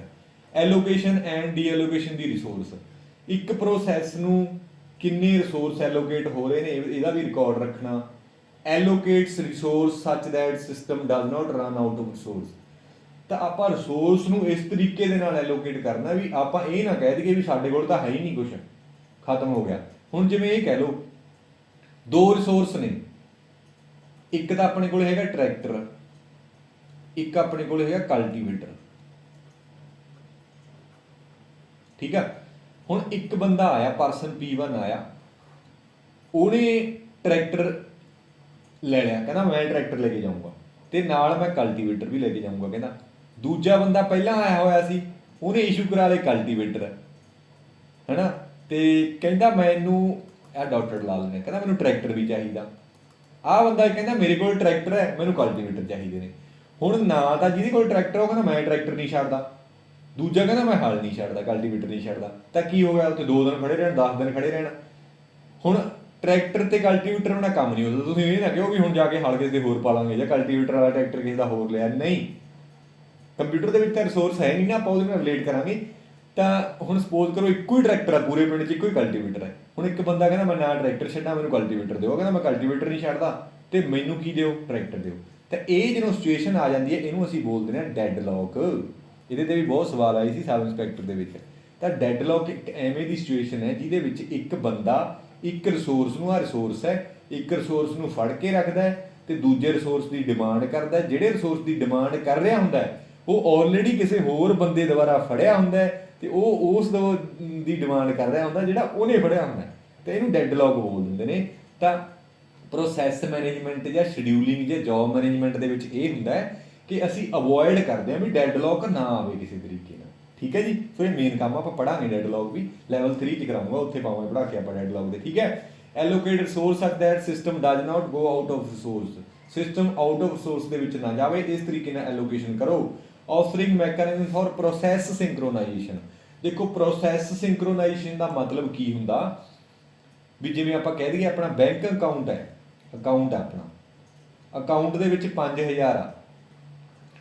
ਹੁਣ ਇੱਕ ਬੰਦਾ ਆਇਆ ਜਾਂ ਮੈਂ ਪਹਿਲੀ ਟ੍ਰਾਂਜੈਕਸ਼ਨ ਦੇ ਵਿੱਚ 5000 ਦੇ ਵਿੱਚੋਂ ਮੈਂ 3000 ਕਢਾ ਲਿਆ, ਦੂਜੇ ਬੰਦੇ ਨੇ 2000 ਜਮ੍ਹਾਂ ਕਰਾਤਾ। ਹੁਣ ਐਂਡ ਤੇ ਸੇਵ ਕਿਹੜਾ ਹੋਊਗਾ? ਤਾਂ ਇਹ ਇੱਕ ਸੈਕਸ਼ਨ ਐਵੇਂ ਦਾ ਕਿ ਇੱਕ ਟਾਈਮ ਤੇ ਇੱਕੋ ਹੀ ਬੰਦਾ ਯੂਜ਼ ਕਰੇ, ਜਾਂ ਤਾਂ P1 ਪ੍ਰੋਸੈਸ P1 ਦੁਆਰਾ ਜਾਂ P2 ਦੁਆਰਾ। ਪਹਿਲਾਂ 3000 ਘਟਾ ਕੇ 2000 ਰਹਿ ਜੂਗਾ, ਐਂਡ ਦੇ 2000 ਜਮ੍ਹਾਂ ਹੋ ਕੇ 4000 ਆਊਗਾ। ਇਹ ਆਨਸਰ ਹੋਣਾ ਚਾਹੀਦਾ। ਹੁਣ ਇਹ ਨਾ ਹੋਵੇ ਵੀ 3000 ਕਢਾ ਲਿਆ ਆਪਾਂ ਨਾਲ ਦੀ ਨਾਲ ਹੀ, ਤੇ ਨਾਲ ਦੀ ਨਾਲ ਉਹਦੀ ਵੈਲਿਊ ਮਾਈਨਸ ਨਹੀਂ ਹੋਈ, 5000 ਦੇ ਵਿੱਚ 2 ਸੇ ਹੋ ਗਿਆ, 7 ਹੋ ਗਿਆ, ਤਾਂ ਸਿਸਟਮ ਸੀ ਜਿਹੜਾ ਆਊਟ ਆਫ, ਤੁਸੀਂ ਕਹਿ ਲਓ ਵੀ ਉਹਦੇ ਵਿੱਚ ਪ੍ਰੋਬਲਮ ਆ ਗਈ, ਹੈ ਨਾ। ਤਾਂ ਉੱਥੇ ਪ੍ਰੋਸੈਸ ਸਿੰਕਰੋਨਾਈਜੇਸ਼ਨ ਬਹੁਤ ਜ਼ਿਆਦਾ ਜ਼ਰੂਰੀ ਹੈ। ਮੈਨੂੰ ਲੱਗਦਾ ਹੈ ਹਜੇ ਜ਼ਿਆਦਾ ਕਲੀਅਰ ਨਹੀਂ ਹੋਈ ਗੱਲ। ਦੋ ਪ੍ਰੋਸੈਸ ਜਿਹੜੀਆਂ ਸਿਸਟਮ ਨੂੰ ਯੂਜ਼ ਕਰ ਰਹੀਆਂ ਨੇ, ਉਹ ਇਨਸ਼ੋਰ ਕਰਨ ਵੀ ਐਟ ਏ ਟਾਈਮ ਤੇ ਇੱਕੋ ਹੀ ਪ੍ਰੋਸੈਸ ਯੂਜ਼ ਕਰੇ, ਠੀਕ ਹੈ। ਜੇ ਦੋ ਇਕੱਠੀਆਂ ਯੂਜ਼ ਕਰਨਗੀਆਂ ਤਾਂ ਸਿਸਟਮ ਹੈਗਾ ਜਿਹੜਾ ਉਹ ਇਨਵੈਲਿਡ ਸਟੇਟ ਦੇ ਵਿੱਚ ਚਲਾ ਜਾਊਗਾ। ਤਾਂ ਇਹ ਪ੍ਰੋਸੈਸ ਮੈਨੇਜਮੈਂਟ ਦੇ ਵਿੱਚ ਹੀ ਹੁੰਦਾ ਪ੍ਰੋਸੈਸ ਸਿੰਕਰੋਨਾਈਜੇਸ਼ਨ। ਕਲੀਅਰ ਹੋਈ ਗੱਲ। ਹੁਣ ਇਹ ਨਹੀਂ ਹੁੰਦਾ ਜੇ ਮੈਂ ATM ਦੇ ਵਿੱਚੋਂ ਇੱਕ ਬੰਦਾ, ਮੰਨ ਲਓ ਤੁਹਾਡਾ ATM, ਤੁਸੀਂ ਆਨਲਾਈਨ ਬੈਂਕਿੰਗ ਦੁਆਰਾ ਪੈਸੇ ਕਢਾਏ ਤੇ ATM ਦੁਆਰਾ ਪੈਸੇ ਜਮ੍ਹਾਂ ਕਰਾਏ, ਤਾਂ ਉਹ ਇਕੱਠੀਆਂ ਨਹੀਂ ਹੋਣਗੀਆਂ ਟ੍ਰਾਂਜੈਕਸ਼ਨ, ਪਹਿਲਾਂ ਜਮ੍ਹਾਂ ਹੋਣਗੇ ਜਾਂ ਪਹਿਲਾਂ ਕਢਾਏ ਜਾਣਗੇ। ਤਾਂ ਕਰਕੇ ਸਿਸਟਮ ਹੈ ਜਿਹੜਾ ਇਨਵੈਲਿਡ ਸਟੇਟ ਦੇ ਵਿੱਚ ਨਾ ਜਾਵੇ। ਤਾਂ ਇਸ ਨੂੰ ਸਾਰਿਆਂ ਨੂੰ ਬੋਲ ਦਿੰਦੇ ਹਾਂ ਆਪਾਂ ਪ੍ਰੋਸੈਸ ਸਿੰਕਰੋਨਾਈਜੇਸ਼ਨ, ਜਾਂ ਆਪਾਂ ਕਹਿ ਸਕਦੇ ਹਾਂ it is the duty of the operating system that no two process of the operating system can access the same resource at a same time, ਜਾਂ can access the critical section। ਵੈਸੇ ਉਹ ਜ਼ਿਆਦਾ technical ਹੋ ਜਾਊਗਾ, ਮੈਂ ਨਹੀਂ ਬੋਲ ਰਿਹਾ। ਕ੍ਰਿਟੀਕਲ ਸੈਕਸ਼ਨ ਹੁੰਦਾ ਜਿਹਨੂੰ ਇੱਕ process he at a time ਤੇ ਐਕਸੈਸ ਕਰੇ, ਉਹਨੂੰ ਕ੍ਰਿਟੀਕਲ ਸੈਕਸ਼ਨ ਹੁੰਦਾ। ਜਾਂ ਤੁਸੀਂ ਸਿੰਪਲ ਐਗਜ਼ਾਮਪਲ ਲੈ ਲੈਂਦੇ ਆਪਾਂ, ਕਾਰ ਨੂੰ ਇੱਕ ਬੰਦਾ ਹੀ ਚਲਾਊਗਾ ਨਾ, ਜੇ ਦੋ ਬੰਦੇ ਚਲਾਉਣ ਲੱਗ ਗਏ ਇਕੱਠੇ ਤਾਂ ਵਿੱਚ ਮਾਰਨਗੇ, ਇਹਦੇ ਸਿਸਟਮ ਇਨਵੈਲਿਡ ਸਟੇਟ ਚੱਲ ਜਾਊਗਾ। ਤਾਂ ਆਪਾਂ ਇਹ ਇਨਸ਼ੋਰ ਕਰਨਾ ਹੈ ਕਿ ਦੋ ਬੰਦੇ ਕਾਰ ਚਲਾ ਸਕਦੇ ਨੇ ਵਾਰੀ-ਵਾਰੀ, ਬਟ ਐਟ ਏ ਟਾਈਮ ਤੇ ਕੀ ਕਰਨਗੇ, ਇੱਕੋ ਹੀ ਬੰਦਾ ਕਾਰ ਚਲਾਊਗਾ। ਇਹਨੂੰ ਪ੍ਰੋਸੈਸ ਸਿੰਕਰੋਨਾਈਜੇਸ਼ਨ, ਆਪਸ ਦੇ ਵਿੱਚ ਸਮਝੌਤਾ ਕਰ ਲੈਣਾ, ਇਹ ਬੋਲਦੇ। ਹੈਲਪਸ ਇਨ ਪ੍ਰੋਸੈਸ ਕਮਿਊਨੀਕੇਸ਼ਨ, ਇਹ ਹੈਲਪ ਕਰਦਾ ਵੀ ਇੱਕ ਪ੍ਰੋਸੈਸ ਜਿਹੜੀ ਚੱਲ ਰਹੀ ਹੈ ਉਹ ਦੂਜੀ ਪ੍ਰੋਸੈਸ ਦੇ ਨਾਲ ਕਮਿਊਨੀਕੇਸ਼ਨ ਕਰ ਲੇ, ਕੋਈ ਗੱਲਬਾਤ ਪੁੱਛਣੀ ਹੈ, ਡਾਟਾ ਸ਼ੇਅਰ ਕਰਨਾ ਹੈ, ਉਹ ਕਰ ਸਕਦੀ ਹੈ। ਤਾਂ ਇਹ ਕੌਣ ਪ੍ਰੋਵਾਈਡ ਕਰਦਾ? Operating system. ਅਗਲਾ ਹੈ ਜੌਬ ਅਕਾਊਂਟਿੰਗ। ਜੌਬ ਅਕਾਊਂਟਿੰਗ ਕੀ ਹੁੰਦਾ? The operating system maintains track of how much time and resources are consumed by different tasks and users। ਤਾਂ ਇਹ ਅਕਾਊਂਟਿੰਗ ਜਿਵੇਂ ਰਜਿਸਟਰ ਨਹੀਂ ਮੇਨਟੇਨ ਕਰਦੇ, ਜਿਵੇਂ ਰਜਿਸਟਰਾਰ ਯੂਨੀਵਰਸਿਟੀ ਦੇ ਵਿੱਚ ਕੀ ਕਰਦਾ, ਉਹ ਦੇਖਦਾ ਵੀ ਕਿਹੜੇ ਟੀਚਰ ਦੀ ਕਿੰਨੀ ਸੈਲਰੀ ਬਣੀ, ਕਿਹੜੇ EMPLOYE ਦਾ ਕਿੰਨਾ ਟਾਈਮ, ਸਾਰਾ ਕੁਝ। ਉਵੇਂ ਹੀ ਜੌਬ ਅਕਾਊਂਟਿੰਗ ਦੇ ਵਿੱਚ ਇੱਕ ਰਜਿਸਟਰ ਲੱਗਦਾ ਜਿਹਦੇ ਵਿੱਚ ਉਹ ਰਿਸੋਰਸ ਕਿੰਨੇ ਲੱਗੇ, ਕਿੰਨੇ ਕੰਜ਼ਿਊਮ ਹੋਏ, ਕਿੰਨਾ ਟਾਈਮ ਲੱਗਿਆ, ਉਹ ਜੌਬ ਅਕਾਊਂਟਿੰਗ ਦਾ ਕੰਮ ਆ। This data can be use to measure the resource utilization. Utilization ਹੁੰਦਾ ਸਹੀ ਵਰਤੋਂ, ਉਹ ਚੈੱਕ ਕਰਦਾ ਵੀ ਰਿਸੋਰਸ ਯੂਟੀਲਾਈਜੇਸ਼ਨ ਕਿਵੇਂ ਹੋਈ। ਜਿਵੇਂ ਆਪਾਂ ਕਹਿ ਲਈਏ ਫੋਕਲ ਪੁਆਇੰਟ ਦੇ ਵਿੱਚ ਟਰੈਕਟਰ ਤੇ ਕਲਟੀਵੇਟਰ ਸੀਗੇ, ਰਜਿਸਟਰ ਤੋਂ ਆਪਾਂ ਨੂੰ ਪਤਾ ਲੱਗੂਗਾ ਵੀ ਕਿਹੜੇ ਦਿਨ ਦੇ ਵਿੱਚ ਆਪਣਾ ਟਰੈਕਟਰ ਕਿੰਨੇ ਘੰਟੇ ਚੱਲਿਆ, ਕਿਹੜੇ ਦਿਨ 'ਚ ਕਲਟੀਵੇਟਰ ਕਿੰਨੇ ਘੰਟੇ ਚੱਲੇ। ਜੇ ਜ਼ਿਆਦਾ ਸਮਾਂ 24 ਘੰਟੇ ਤੋਂ 24 ਘੰਟੇ ਟਰੈਕਟਰ ਚੱਲਿਆ ਸਾਡਾ ਤਾਂ ਯੂਟੀਲਾਈਜੇਸ਼ਨ ਵਧੀਆ ਹੈ। ਜੇ ਪੈਸੇ ਥੋੜੇ ਬਣੇ, ਸੁਸਾਇਟੀ ਵਾਲਿਆਂ ਨੂੰ ਬੰਦੇ ਲੈ ਕੇ ਨਹੀਂ ਗਏ, ਤਾਂ ਯੂਟੀਲਾਈਜੇਸ਼ਨ ਉਹਦੀ ਸਲੋ ਆ ਥੋੜੀ ਜਿਹੀ, ਠੀਕ ਹੈ ਜੀ। ਮੈਮਰੀ ਮੈਨੇਜਮੈਂਟ, ਮੈਮਰੀ ਦਾ ਮਤਲਬ ਹੁੰਦਾ ਮੇਨ ਮੈਮਰੀ ਜਾਂ primary memory. It is the management of main memory or primary memory. whatever program is executed it has to present in the main memory। ਮੈਂ ਪਹਿਲੇ ਦੱਸ ਚੁੱਕਿਆ, ਕੋਈ ਵੀ ਪ੍ਰੋਗਰਾਮ ਜਿਹੜਾ ਆਪਾਂ ਐਗਜ਼ੀਕਿਊਟ ਕਰਨਾ ਉਹ ਕਿੱਥੇ ਹੋਣਾ ਚਾਹੀਦਾ? ਮੇਨ ਮੈਮਰੀ ਦੇ ਵਿੱਚ ਹੋਣਾ ਚਾਹੀਦਾ। ਤੇ ਇਹਨੂੰ ਮੈਨੇਜ ਕਰਨਾ ਵੀ ਬਹੁਤ ਜ਼ਿਆਦਾ ਜ਼ਰੂਰੀ ਹੈ। Allocating and deallocating memory to store program. ਹੁਣ ਸਪੋਜ਼ ਕਰੋ ਆ ਆਪਣੇ ਕੋਲੇ ਰੈਮ ਆ, ਠੀਕ ਹੈ। ਰੈਮ ਦੇ ਕੁਝ ਹਿੱਸੇ ਵਿੱਚ ਆਪਰੇਟਿੰਗ ਸਿਸਟਮ ਲੋਡ ਹੁੰਦਾ, ਜਿਵੇਂ ਮੈਂ ਪਹਿਲਾਂ ਹੀ ਕਰ ਚੁੱਕਿਆ। ਆ ਯੂਜ਼ਰ ਦਾ ਏਰੀਆ ਹੁੰਦਾ, ਯੂਜ਼ਰ ਏਰੀਆ। ਇਹਦੇ ਵਿੱਚ ਬਹੁਤ ਸਾਰੀਆਂ ਪ੍ਰੋਸੈਸਿਸ ਜਾਂ ਪ੍ਰੋਗਰਾਮ ਆਉਂਦੇ ਨੇ, P1 ਹੋ ਗਿਆ, P2 ਹੋ ਗਿਆ, ਹੈ ਨਾ, ਇਸ ਤਰ੍ਹਾਂ ਕਰਕੇ। ਤਾਂ ਇਸ ਨੂੰ ਐਲੋਕੇਸ਼ਨ ਐਂਡ ਡੀਐਲੋਕੇਸ਼ਨ ਹੁੰਦੀ ਹੈ। ਮੰਨ ਲਓ ਇੱਕ ਨਵੀਂ ਪ੍ਰੋਸੈਸ ਆ ਰਹੀ ਹੈ P5, 300 MB ਦੀ ਹੈ, ਤਾਂ ਇਹਨੂੰ ਇੱਥੇ ਸਪੇਸ ਮਿਲਣੀ ਚਾਹੀਦੀ ਹੈ। ਕੀ ਇੱਥੇ ਫ੍ਰੀ ਸਪੇਸ ਹੈਗੀ? ਇਹਦਾ ਕੀਪ ਟਰੈਕ ਕੌਣ ਰੱਖਦਾ? Memory management. ਫਿਰ ਹੁੰਦਾ deciding the amount of memory that should be allocated to a program. ਜਿਹੜਾ ਨਵਾਂ ਪ੍ਰੋਗਰਾਮ ਆ ਰਿਹਾ ਇਹਨੂੰ ਕਿੰਨੀ ਐਲੋਕੇਸ਼ਨ ਚਾਹੀਦੀ ਹੈ? ਇਹ ਚਾਹੀਦੀ ਇਹਨੂੰ ਮਿਨੀਮਮ 300 ਹੈ, ਜੇ ਸਾਡੇ ਕੋਲ ਜ਼ਿਆਦਾ ਹੈ ਤਾਂ ਅਸੀਂ ਇਹਨੂੰ 400 ਵੀ ਦੇ ਸਕਦੇ ਹਾਂ, ਠੀਕ ਹੈ। ਇਹ ਪ੍ਰੋਗਰਾਮ ਆਪਰੇਟਿੰਗ ਸਿਸਟਮ ਤੇ ਡਿਪੈਂਡ ਕਰਦਾ। ਅਗਲਾ ਹੈ ਮੈਮਰੀ ਡਿਸਟਰੀਬਿਊਸ਼ਨ ਬਾਈ ਮਲਟੀ ਪ੍ਰੋਸੈਸਿੰਗ। ਮਲਟੀ ਪ੍ਰੋਸੈਸਿੰਗ ਦਾ ਮਤਲਬ ਹੁੰਦਾ ਇੱਕ ਤੋਂ ਜ਼ਿਆਦਾ ਪ੍ਰੋਸੈਸਿਸ ਰਨ ਕਰ ਰਹੀਆਂ ਨੇ, ਤੇ ਫਿਰ ਵੀ ਅਸੀਂ ਮੈਮਰੀ ਨੂੰ ਮੈਨੇਜ ਕਰਨਾ ਵੀ ਕਿਹੜੇ ਪ੍ਰੋਗਰਾਮ ਨੂੰ ਕਿੰਨੀ ਮੈਮਰੀ ਦੇਣੀ ਹੈ। ਜਿਵੇਂ ਕੰਪਿਊਟਰ ਦੇ ਵਿੱਚ ਆਪਾਂ ਐਕਸਲ, ਵਰਡ, ਪਾਵਰ ਪੁਆਇੰਟ ਸਾਰੇ ਖੋਲ੍ਹੇ ਹੋਏ, ਨਾਲ YouTube ਵੀ ਚੱਲ ਰਿਹਾ ਹੈ, ਨਾਲ ਆਪਣੇ ਕੋਲੇ ਕਹਿੰਦੇ ਉਹ ਨੋਟਪੈਡ ਵੀ ਚੱਲ ਰਿਹਾ ਹੈ, ਗਾਣੇ ਵੀ ਚੱਲ ਰਹੇ ਨੇ, ਹੈ ਨਾ। ਸੋ ਮਲਟੀ ਪ੍ਰੋਸੈਸਿੰਗ ਹੁੰਦੀ ਹੈ ਉਹ। ਅਪਡੇਟ ਦੀ status in case of memory free. ਜੇ ਆਹ ਮੈਮਰੀ ਫ੍ਰੀ ਹੋ ਗਈ ਤਾਂ ਇਹਨੂੰ ਕੀ ਕਰ ਦੇਣਾ? ਸਟੇਟਸ ਅਪਡੇਟ ਕਰ ਦੇਣਾ, ਫ੍ਰੀ ਪੂਲ ਦੇ ਵਿੱਚ ਪਾ ਦੇਣਾ, ਠੀਕ ਹੈ। ਸਾਰਾ ਮੈਮਰੀ ਮੈਨੇਜਮੈਂਟ ਦਾ ਕੰਮ ਹੈ। Keep record of how much memory is used and how much is unused. ਇਹ ਧਿਆਨ ਰੱਖਣਾ ਕਿ ਮੈਮਰੀ ਕਿੰਨੀ ਯੂਜ਼ ਹੋ ਗਈ। ਜਿਵੇਂ ਆਪਾਂ ਇਸ ਨੂੰ ਮੈਂ ਐਗਜ਼ਾਮਪਲ ਨਾਲ ਤੁਹਾਨੂੰ ਦੱਸ ਸਕਦਾ, ਜਿਵੇਂ ਇਹ ਵਾਲੀ ਮੈਮਰੀ ਆਪਾਂ ਦੇਖ ਲੈਂਦੇ ਹਾਂ, ਇਹ ਆਪਣਾ ਆਪਰੇਟਿੰਗ ਸਿਸਟਮ ਆ, ਇਹਦੇ ਵਿੱਚ ਇਹ ਪਈ ਹੈ ਆਪਣੇ ਕੋਲੇ 300 MB ਫ੍ਰੀ ਪਈ ਹੈ। ਇਹਦੇ ਵਿੱਚੋਂ P1 ਨੂੰ ਐਲੋਕੇਟ ਹੋਈ ਵੀ ਹੈ 500 MB, P2 ਨੂੰ ਐਲੋਕੇਟ ਹੋਈ ਵੀ ਹੈ 400 MB। ਠੀਕ ਹੈ, ਨਵੀਂ ਪ੍ਰੋਸੈਸ ਆ ਰਹੀ ਹੈ, ਇੱਕ ਨਵੀਂ ਪ੍ਰੋਸੈਸ ਆ ਰਹੀ ਹੈ P3, ਜਿਹਦੀ ਰਿਕੁਆਇਰਮੈਂਟ ਹੈ 400 MB। ਹੁਣ ਇੱਥੇ ਆਪਾਂ ਐਲੋਕੇਟ ਨਹੀਂ ਕਰ ਸਕਦੇ ਕਿਉਂਕਿ 300 MB ਫ੍ਰੀ ਆ। ਥੋੜੇ ਸਮੇਂ ਬਾਅਦ ਇਹਨੂੰ ਤੁਸੀਂ 500 MB ਕਰ ਲੈਣੇ, ਆਪਾਂ 500 MB ਰਿਕੁਆਇਰਮੈਂਟ ਹੈ। ਥੋੜੇ ਸਮੇਂ ਬਾਅਦ P2 ਨੇ ਮੈਮਰੀ ਫ੍ਰੀ ਕਰਤੀ, ਤਾਂ ਜਦੋਂ P2 ਨੇ ਮੈਮਰੀ ਫ੍ਰੀ ਕਰਤੀ, ਹੁਣ ਜਿਹੜੀ ਨਵੀਂ ਪ੍ਰੋਸੈਸ ਹੈ, ਮੈਮਰੀ ਤਾਂ ਫ੍ਰੀ ਪਈ ਹੈ, 300 ਇੱਥੇ ਪਈ ਹੈ, 400 ਇੱਥੇ ਪਈ ਹੈ, 700 ਪਈ ਹੈ, ਬਟ ਨਾ ਤਾਂ ਇਹ ਇੱਥੇ ਜਾ ਸਕਦੀ ਹੈ ਨਾ ਇੱਥੇ ਜਾ ਸਕਦੀ ਹੈ। ਤਾਂ ਇੱਥੇ ਫਿਰ ਕੀ ਕਰੂਗਾ ਆਪਰੇਟਿੰਗ ਸਿਸਟਮ, ਜਿਹੜੀ ਮੈਮਰੀ ਫ੍ਰੀ ਹੋ ਜੂਗੀ ਉਹਨੂੰ ਇਕੱਠੀ ਕਰ ਦੂਗਾ, ਇਹਨੂੰ ਇੱਕ ਥਾਂ ਤੇ ਲਿਆ ਕੇ 700 MB ਦਾ ਇੱਕ ਬਲੌਕ ਬਣਾ ਦੂਗਾ। ਸੋ ਇਹ ਸਾਰਾ ਕੰਮ ਕਿਹਦਾ ਹੁੰਦਾ ਹੈਗਾ, ਆਪਰੇਟਿੰਗ ਸਿਸਟਮ ਦਾ ਹੁੰਦਾ, ਮੈਮਰੀ ਮੈਨੇਜਮੈਂਟ। ਆਹੀ ਚੀਜ਼ਾਂ ਲਿਖੀਆਂ ਹੋਈਆਂ ਨੇ ਵੀ ਮੈਮਰੀ ਕਿੰਨੀ ਫ੍ਰੀ ਹੈ, ਕਿੰਨੀ ਯੂਜ਼ਡ ਹੈ, ਕੀਪ ਟਰੈਕ ਰੱਖਣਾ। ਅਗਲਾ ਪੁਆਇੰਟ ਆ ਗਿਆ ਸਟੋਰੇਜ ਮੈਨੇਜਮੈਂਟ। ਸਟੋਰੇਜ ਕਿਹਾ ਜਾਂਦਾ ਸੈਕੰਡਰੀ ਸਟੋਰੇਜ ਨੂੰ, ਠੀਕ ਹੈ। ਸੈਕੰਡਰੀ ਸਟੋਰੇਜ ਵੀ ਮੇਨਟੇਨ ਕਰਨੀ ਹੈ, ਕਿੱਥੇ ਆਪਾਂ ਉੱਥੇ ਡੇਟਾ ਰੱਖਣਾ ਬੈਕਅਪ ਦੇ ਲਈ। ਇਹ ਸਾਰਾ ਵੀ ਜਿਵੇਂ ਮੇਨ ਮੈਮਰੀ ਹੁੰਦੀ ਹੈ ਉਵੇਂ ਹੀ ਇਹਦਾ ਕੰਮ ਹੁੰਦਾ ਹੈ ਆਪਰੇਟਿੰਗ ਸਿਸਟਮ ਦਾ ਸੈਕੰਡਰੀ ਸਟੋਰੇਜ ਨੂੰ। It ਆਪਟੀਮਾਈਜ਼ the use of various storage device. ਬਹੁਤ ਸਾਰੇ ਸਟੋਰੇਜ ਡਿਵਾਈਸ ਅਸੀਂ ਜਿਹੜੇ ਲਾ ਦਈਏ ਆਪਟੀਮਾਈਜ਼ ਹੁੰਦਾ ਵਧੀਆ ਤਰੀਕੇ ਨਾਲ, ਤਾਂ ਆਪਰੇਟਿੰਗ ਸਿਸਟਮ ਇੱਕ ਵਧੀਆ ਤਰੀਕੇ ਦੇ ਨਾਲ ਉਹਨਾਂ ਨੂੰ ਯੂਜ਼ ਕਰਨ ਦੇ ਵਿੱਚ ਹੈਲਪ ਕਰਦਾ। ਫਿਰ ਆ ਗਿਆ ਸਿਕਿਉਰਿਟੀ ਮੈਨੇਜਮੈਂਟ। ਇਹ ਬਹੁਤ ਜ਼ਿਆਦਾ ਇੰਪੋਰਟੈਂਟ ਨੇ। ਤੁਹਾਨੂੰ ਲੱਗਦਾ ਹੋਊਗਾ ਵੀ ਲੰਬਾ ਹੋ ਰਿਹਾ ਕੰਮ, ਬੋਰ ਹੋ ਰਹੇ ਹੋਗੇ, ਮੈਨੂੰ ਪਤਾ ਇਸ ਚੀਜ਼ ਦਾ, ਪਰ ਨੰਬਰ ਵੀ ਇਹਨਾਂ ਚੀਜ਼ਾਂ 'ਚੋਂ ਬਣਨਗੇ। ਕਦੇ ਵੀ ਚੀਜ਼ਾਂ ਨੂੰ ਛੱਡ ਕੇ ਚੀਜ਼ਾਂ ਤੋਂ ਭੱਜਣਾ ਨਹੀਂ ਚਾਹੀਦਾ, ਅੱਕਣਾ ਨਹੀਂ ਚਾਹੀਦਾ। ਧਿਆਨ ਨਾਲ ਪੜ੍ਹੋ, ਇੱਕ ਵਾਰੀ ਪੜ੍ਹੋ, ਜੱਜ ਕੇ ਪੜ੍ਹੋ, ਤੇ ਫਿਰ ਤੁਸੀਂ ਦੇਖਿਓ ਵੀ ਤੁਹਾਡੇ ਨੰਬਰ ਹੈ ਜਦੋਂ ਆਪਣਾ ਰਿਜ਼ਲਟ ਆ ਜਾਂਦਾ, ਫਿਰ ਆਪਾਂ ਕਹਿ ਦਿੰਦੇ ਹਾਂ ਜੀ ਸਾਡੇ ਤਾਂ 570 ਬਣੇ ਆ, 580 ਬਣੇ ਆ, ਤਾਂ ਇਹਨਾਂ ਚੀਜ਼ਾਂ ਨੇ ਆਪਣੇ ਨੰਬਰ ਵਧਾਉਣੇ ਨੇ, ਠੀਕ ਹੈ। ਸਿਕਿਉਰਿਟੀ ਮੈਨੇਜਮੈਂਟ, ਮੈਂ ਸਵਾਲ ਵੀ ਤੁਹਾਨੂੰ ਦਿਖਾਊਂਗਾ ਸਾਰੇ, ਤੁਹਾਨੂੰ ਪਤਾ ਲੱਗ ਜੂ ਵੀ ਸਵਾਲ ਆਏ ਹੋਏ ਆ। ਟੂ ਸੇਫਗਾਰਡ, ਸਿਕਿਉਰਿਟੀ ਮੈਨੇਜਮੈਂਟ ਕੀ ਹੁੰਦਾ, ਸਿਕਿਉਰਿਟੀ ਪ੍ਰੋਵਾਈਡ ਕਰਨਾ। To safeguard user data, the operating system employs password protection and other related measures. ਤਾਂ ਸਿਕਿਉਰਿਟੀ ਦੇ ਲਈ ਆਪਰੇਟਿੰਗ ਸਿਸਟਮ ਆਪਾਂ ਨੂੰ ਪਤਾ ਹੀ ਹੈ, ਜਿਵੇਂ ਪਾਸਵਰਡ ਵਗੈਰਾ ਆਪਾਂ ਲਗਾ ਸਕਦੇ ਹਾਂ, ਹਨਾ। ਪ੍ਰੋਗਰਾਮ ਨੂੰ ਪ੍ਰੋਟੈਕਟ ਕਰਦਾ ਇਲੀਗਲ ਐਕਸੈਸ ਦੇ ਵਿੱਚੋਂ, ਕੋਈ ਗਲਤ ਬੰਦਾ ਯੂਜ਼ ਨਹੀਂ ਕਰ ਸਕਦਾ ਪਾਸਵਰਡ ਤੋਂ ਬਿਨਾਂ, ਹਨਾ। ਐਰਰ ਡਿਟੈਕਟਿੰਗ ਏਡਸ, ਏਡਸ ਹੁੰਦਾ ਹੈਲਪ ਕਰਨਾ। ਆਪਰੇਟਿੰਗ ਸਿਸਟਮ ਹੈ ਜਿਹੜਾ ਕਨਸਟੈਂਟਲੀ ਮੋਨੀਟਰ ਕਰਦਾ ਸਿਸਟਮ ਦੇ ਵਿੱਚ ਕੋਈ ਐਰਰ ਤਾਂ ਨਹੀਂ ਆ ਰਿਹਾ। ਇਹ ਵੀ ਆਪਰੇਟਿੰਗ ਸਿਸਟਮ ਦਾ ਕੰਮ ਹੈ। ਜੇ ਐਰਰ ਆ ਜਾਂਦਾ ਤਾਂ ਆਪਾਂ ਨੂੰ ਮੈਸੇਜ ਦੇ ਦਿੰਦਾ ਉਹ। Control over system performance, system performance system ਦੀ ਹੈਲਥ ਨੂੰ ਕੰਟਰੋਲ ਕਰਦਾ ਹੈ ਜਾਂ ਇੰਪਰੂਵ ਕਰਨ ਦੀ ਕੋਸ਼ਿਸ਼ ਕਰਦਾ। ਜਿਵੇਂ ਆਪਾਂ ਕਹਿ ਦਈਏ it record the response time between service request and system response. ਮੰਨ ਲਓ ਆਪਾਂ ਸੁਸਾਇਟੀ ਦੇ ਵਿੱਚ ਟਰੈਕਟਰ ਲੈਣ ਗਏ ਜਾਂ ਕਲਟੀਵੇਟਰ ਲੈਣ ਗਏ, ਜਿੰਨੇ ਸਮੇਂ ਦੇ ਵਿੱਚ ਜਾ ਕੇ ਅਸੀਂ ਲਾਈਨ 'ਚ ਲੱਗੇ, ਜਦੋਂ ਬਾਹਰ ਲੈ ਕੇ ਆ ਗਏ, ਜਿੰਨਾ ਸਮਾਂ ਲੱਗਦਾ ਹੈ ਉਹ ਸਿਸਟਮ ਦੀ ਪਰਫਾਰਮੈਂਸ ਦੱਸਦਾ। ਮੰਨ ਲਓ ਪਹਿਲਾਂ ਆਪਾਂ ਜਾਂਦੇ ਸੀਗੇ ਬੈਂਕ ਦੇ ਵਿੱਚ ਹੀ ਲਾ ਲਓ, ਚਲੋ ਬੈਂਕ ਦੇ ਵਿੱਚ ਜਾਂਦੇ ਸਾਡਾ ਕੰਮ 10 ਮਿੰਟਾਂ 'ਚ ਹੋ ਜਾਂਦਾ ਸੀ। ਹੁਣ ਉੱਥੇ ਬੰਦੇ ਕੰਮ ਨਹੀਂ ਕਰਦੇ ਜਾਂ ਹਟ ਗਏ, ਹੁਣ ਸਾਨੂੰ 2 ਘੰਟੇ ਲੱਗ ਗਏ, ਤਾਂ ਸਿਸਟਮ ਦੀ ਹੈਲਥ ਵਧੀਆ ਨਹੀਂ ਹੈ ਉੱਥੇ, ਠੀਕ ਹੈ। ਤਾਂ ਇਹ ਚੀਜ਼ਾਂ ਵੀ ਕੰਟਰੋਲ ਕਰਦਾ ਆਪਰੇਟਿੰਗ ਸਿਸਟਮ। ਅਗਲਾ ਆ ਗਿਆ coordination between other software and users. ਹੁਣ ਬਹੁਤ ਸਾਰੇ ਸੌਫਟਵੇਅਰ ਚੱਲਦੇ ਹੁੰਦੇ ਨੇ ਆਪਰੇਟਿੰਗ ਸਿਸਟਮ ਦੇ ਵਿੱਚ, ਆਪਾਂ ਨੂੰ ਪਤਾ ਹੈ ਅਸੈਂਬਲਰ ਹੋ ਗਿਆ, ਇੰਟਰਪ੍ਰੀਟਰ ਹੋ ਗਿਆ, ਕੰਪਾਈਲਰ ਹੋ ਗਿਆ, ਬਾਕੀ ਦੇ ਜਿਹੜੇ ਆਪਾਂ ਸੌਫਟਵੇਅਰ ਡਾਊਨਲੋਡ ਕਰਦੇ ਹਾਂ, ਤਾਂ ਉਹਨਾਂ ਦੇ ਵਿੱਚ ਕੋਆਰਡੀਨੇਸ਼ਨ ਵੀ ਜ਼ਰੂਰੀ ਹੁੰਦਾ। ਉਹ ਕੌਣ ਪ੍ਰੋਵਾਈਡ ਕਰਦਾ, ਆਪਰੇਟਿੰਗ ਸਿਸਟਮ ਪ੍ਰੋਵਾਈਡ ਕਰਦਾ। ਤਾਂ ਹੁਣ ਇਹ ਸਾਰੇ ਆਪਾਂ ਪੜ੍ਹ ਲਏ ਨੇ ਫੰਕਸ਼ਨ। ਜੇ ਤੁਹਾਨੂੰ ਨਹੀਂ ਸਮਝ ਆਏ ਤਾਂ ਤੁਸੀਂ ਰਿਪੀਟ ਕਰਕੇ ਪੜ੍ਹਿਓ ਵਾਰੀ-ਵਾਰੀ। ਫਿਰ ਵੀ ਨਹੀਂ ਪਤਾ ਲੱਗੇ ਮੈਨੂੰ ਕਮੈਂਟ ਕਰਿਓ, ਮੈਂ ਦੁਬਾਰੇ ਤੀਜੇ ਲੈਵਲ ਦੇ ਵਿੱਚ ਡਿਟੇਲ ਦੇ ਵਿੱਚ ਫਿਰ ਕਰਾ ਦੂੰਗਾ। ਐਗਜ਼ਾਮਪਲਾਂ ਆਪਾਂ ਹੋਰ ਲੈ ਲਾਂਗੇ। ਨਹੀਂ ਮੈਨੂੰ ਲੱਗਦਾ ਸਮਝ ਆ ਗਏ ਹੋਣਗੇ। ਹੁਣ ਆਪਾਂ ਪੜ੍ਹਦੇ ਹਾਂ।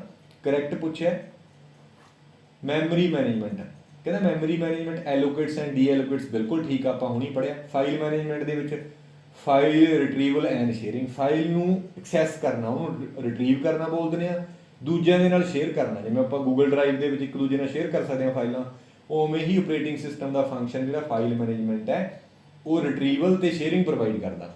ਤਾਂ ਇਹ ਦੋਨੋਂ ਹੀ ਠੀਕ ਨੇ ਫਿਰ, ਬੋਥ 1 ਐਂਡ 2, ਠੀਕ ਹੈ ਜੀ। ਅਗਲਾ which of the following function is not performed by operating system. Not ਆ ਗਿਆ ਨਾ, ਉਹਦੇ ਤੇ ਗੋਲਾ ਲਾ ਲਾਂਗੇ ਆਪਾਂ। ਕਿਹੜਾ ਫੰਕਸ਼ਨ ਕਹਿੰਦਾ ਨਹੀਂ ਪਰਫਾਰਮ ਕਰਦਾ।